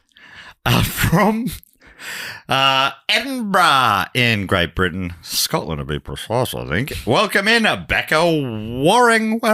Let me checker you in, Becca. Ooh. Right this way, Oh, VIP you're service. on the list. Oh, you are here. From I'm bound to butcher this, but why stop pronouncing things right now? From Cottakill in New York in the United States, welcome in Kieran Ligon Casey. Kieran, no fearing. Ooh, fearless. From St Kilda West here in Melbourne, welcome in Calla Blues. Tonight the band will be renamed Shocking Calla. Instead of Blue, Shocking Blue. Woo! You are hard to support sometimes. I'm not feeling the blues, I would have thought. But anyway, finally from Broomfield in, I reckon, Colorado in the United States. Welcome in to the club, Tim Conley. Well, they say the man is him. It's Tim! Yeah. Welcome in, Tim, Calla, Kieran, Becca, and Mark. Make yourselves at home. Grab a very quickly cooked roast of whatever you like. Whatever you like. We got a whole barnyard here. Honestly. We'll roast whatever livestock you like. Point out which pig you want. Cooked. I'll do it. Yeah. That's how fancy we are. You can pick your pig. Pick your pig. And then... Or pick your whole cow. I don't care. Pick your cow. I want that one. Pick your cow. Jess will burn it from tip to taint, as they say. That is correct. I don't know how to cook meat. I'm a vegetarian. It's a crispy pig. Is that what you want? I don't know. And the last thing we do now, we have for the last few months, welcome in a couple of people in the Triple Triptych Club. This is for people amazingly who have been supporting us for 9 straight years on the shout-out level or above. Holy shit, we opened a second new door in the Triptych Club, into the Triple Triptych Club. In there, I think we've still got Leonardo DiCaprio for a little longer. We've paid him the big bucks to paint your portraits for anyone who's in there. Portraits. And he'll paint them in any style. The man is talented, but if you like and you ask him real nice, he'll paint you like one of his French girls. So 2 inductees this week. These people have been for 9 years. What absolute freaking legends. If you hear your name, come grab your golden key. Then Dave will salute you and compliment you. And Jess will give you a kiss. And I will give you an episode from our back catalogue for you to have and to hold. In sickness and in health. You are, I can never remember this word. The custodian. Thank you, Jess. All right, so we got 2 today. I'm so excited. One of them I know quite well, and Jess and I met him maybe around 9 years ago from Carlsendine in Queensland.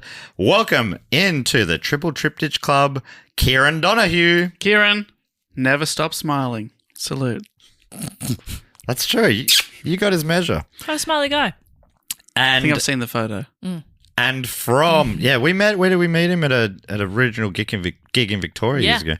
And secondly and finally from Redditch in Great Britain. Welcome to the club. Make yourself at home. Allow me to introduce you to Leonardo DiCaprio, Ellie and Nicholas. Ellie. Have a cup of tea on me.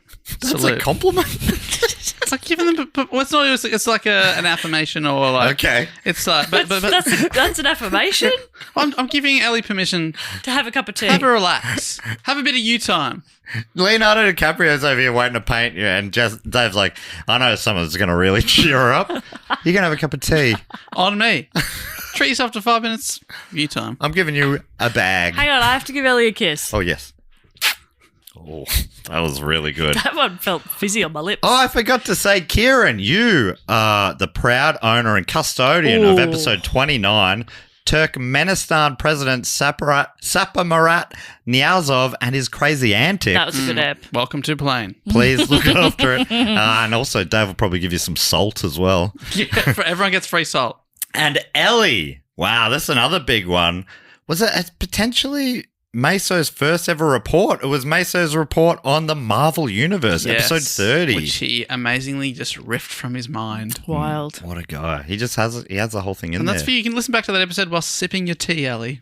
And I will when I got to get around to it before this gets out of hand. But I'm going to edit in the description of these episodes, custodian and their name. That's fun. Yeah, a bit of fun. That's fun.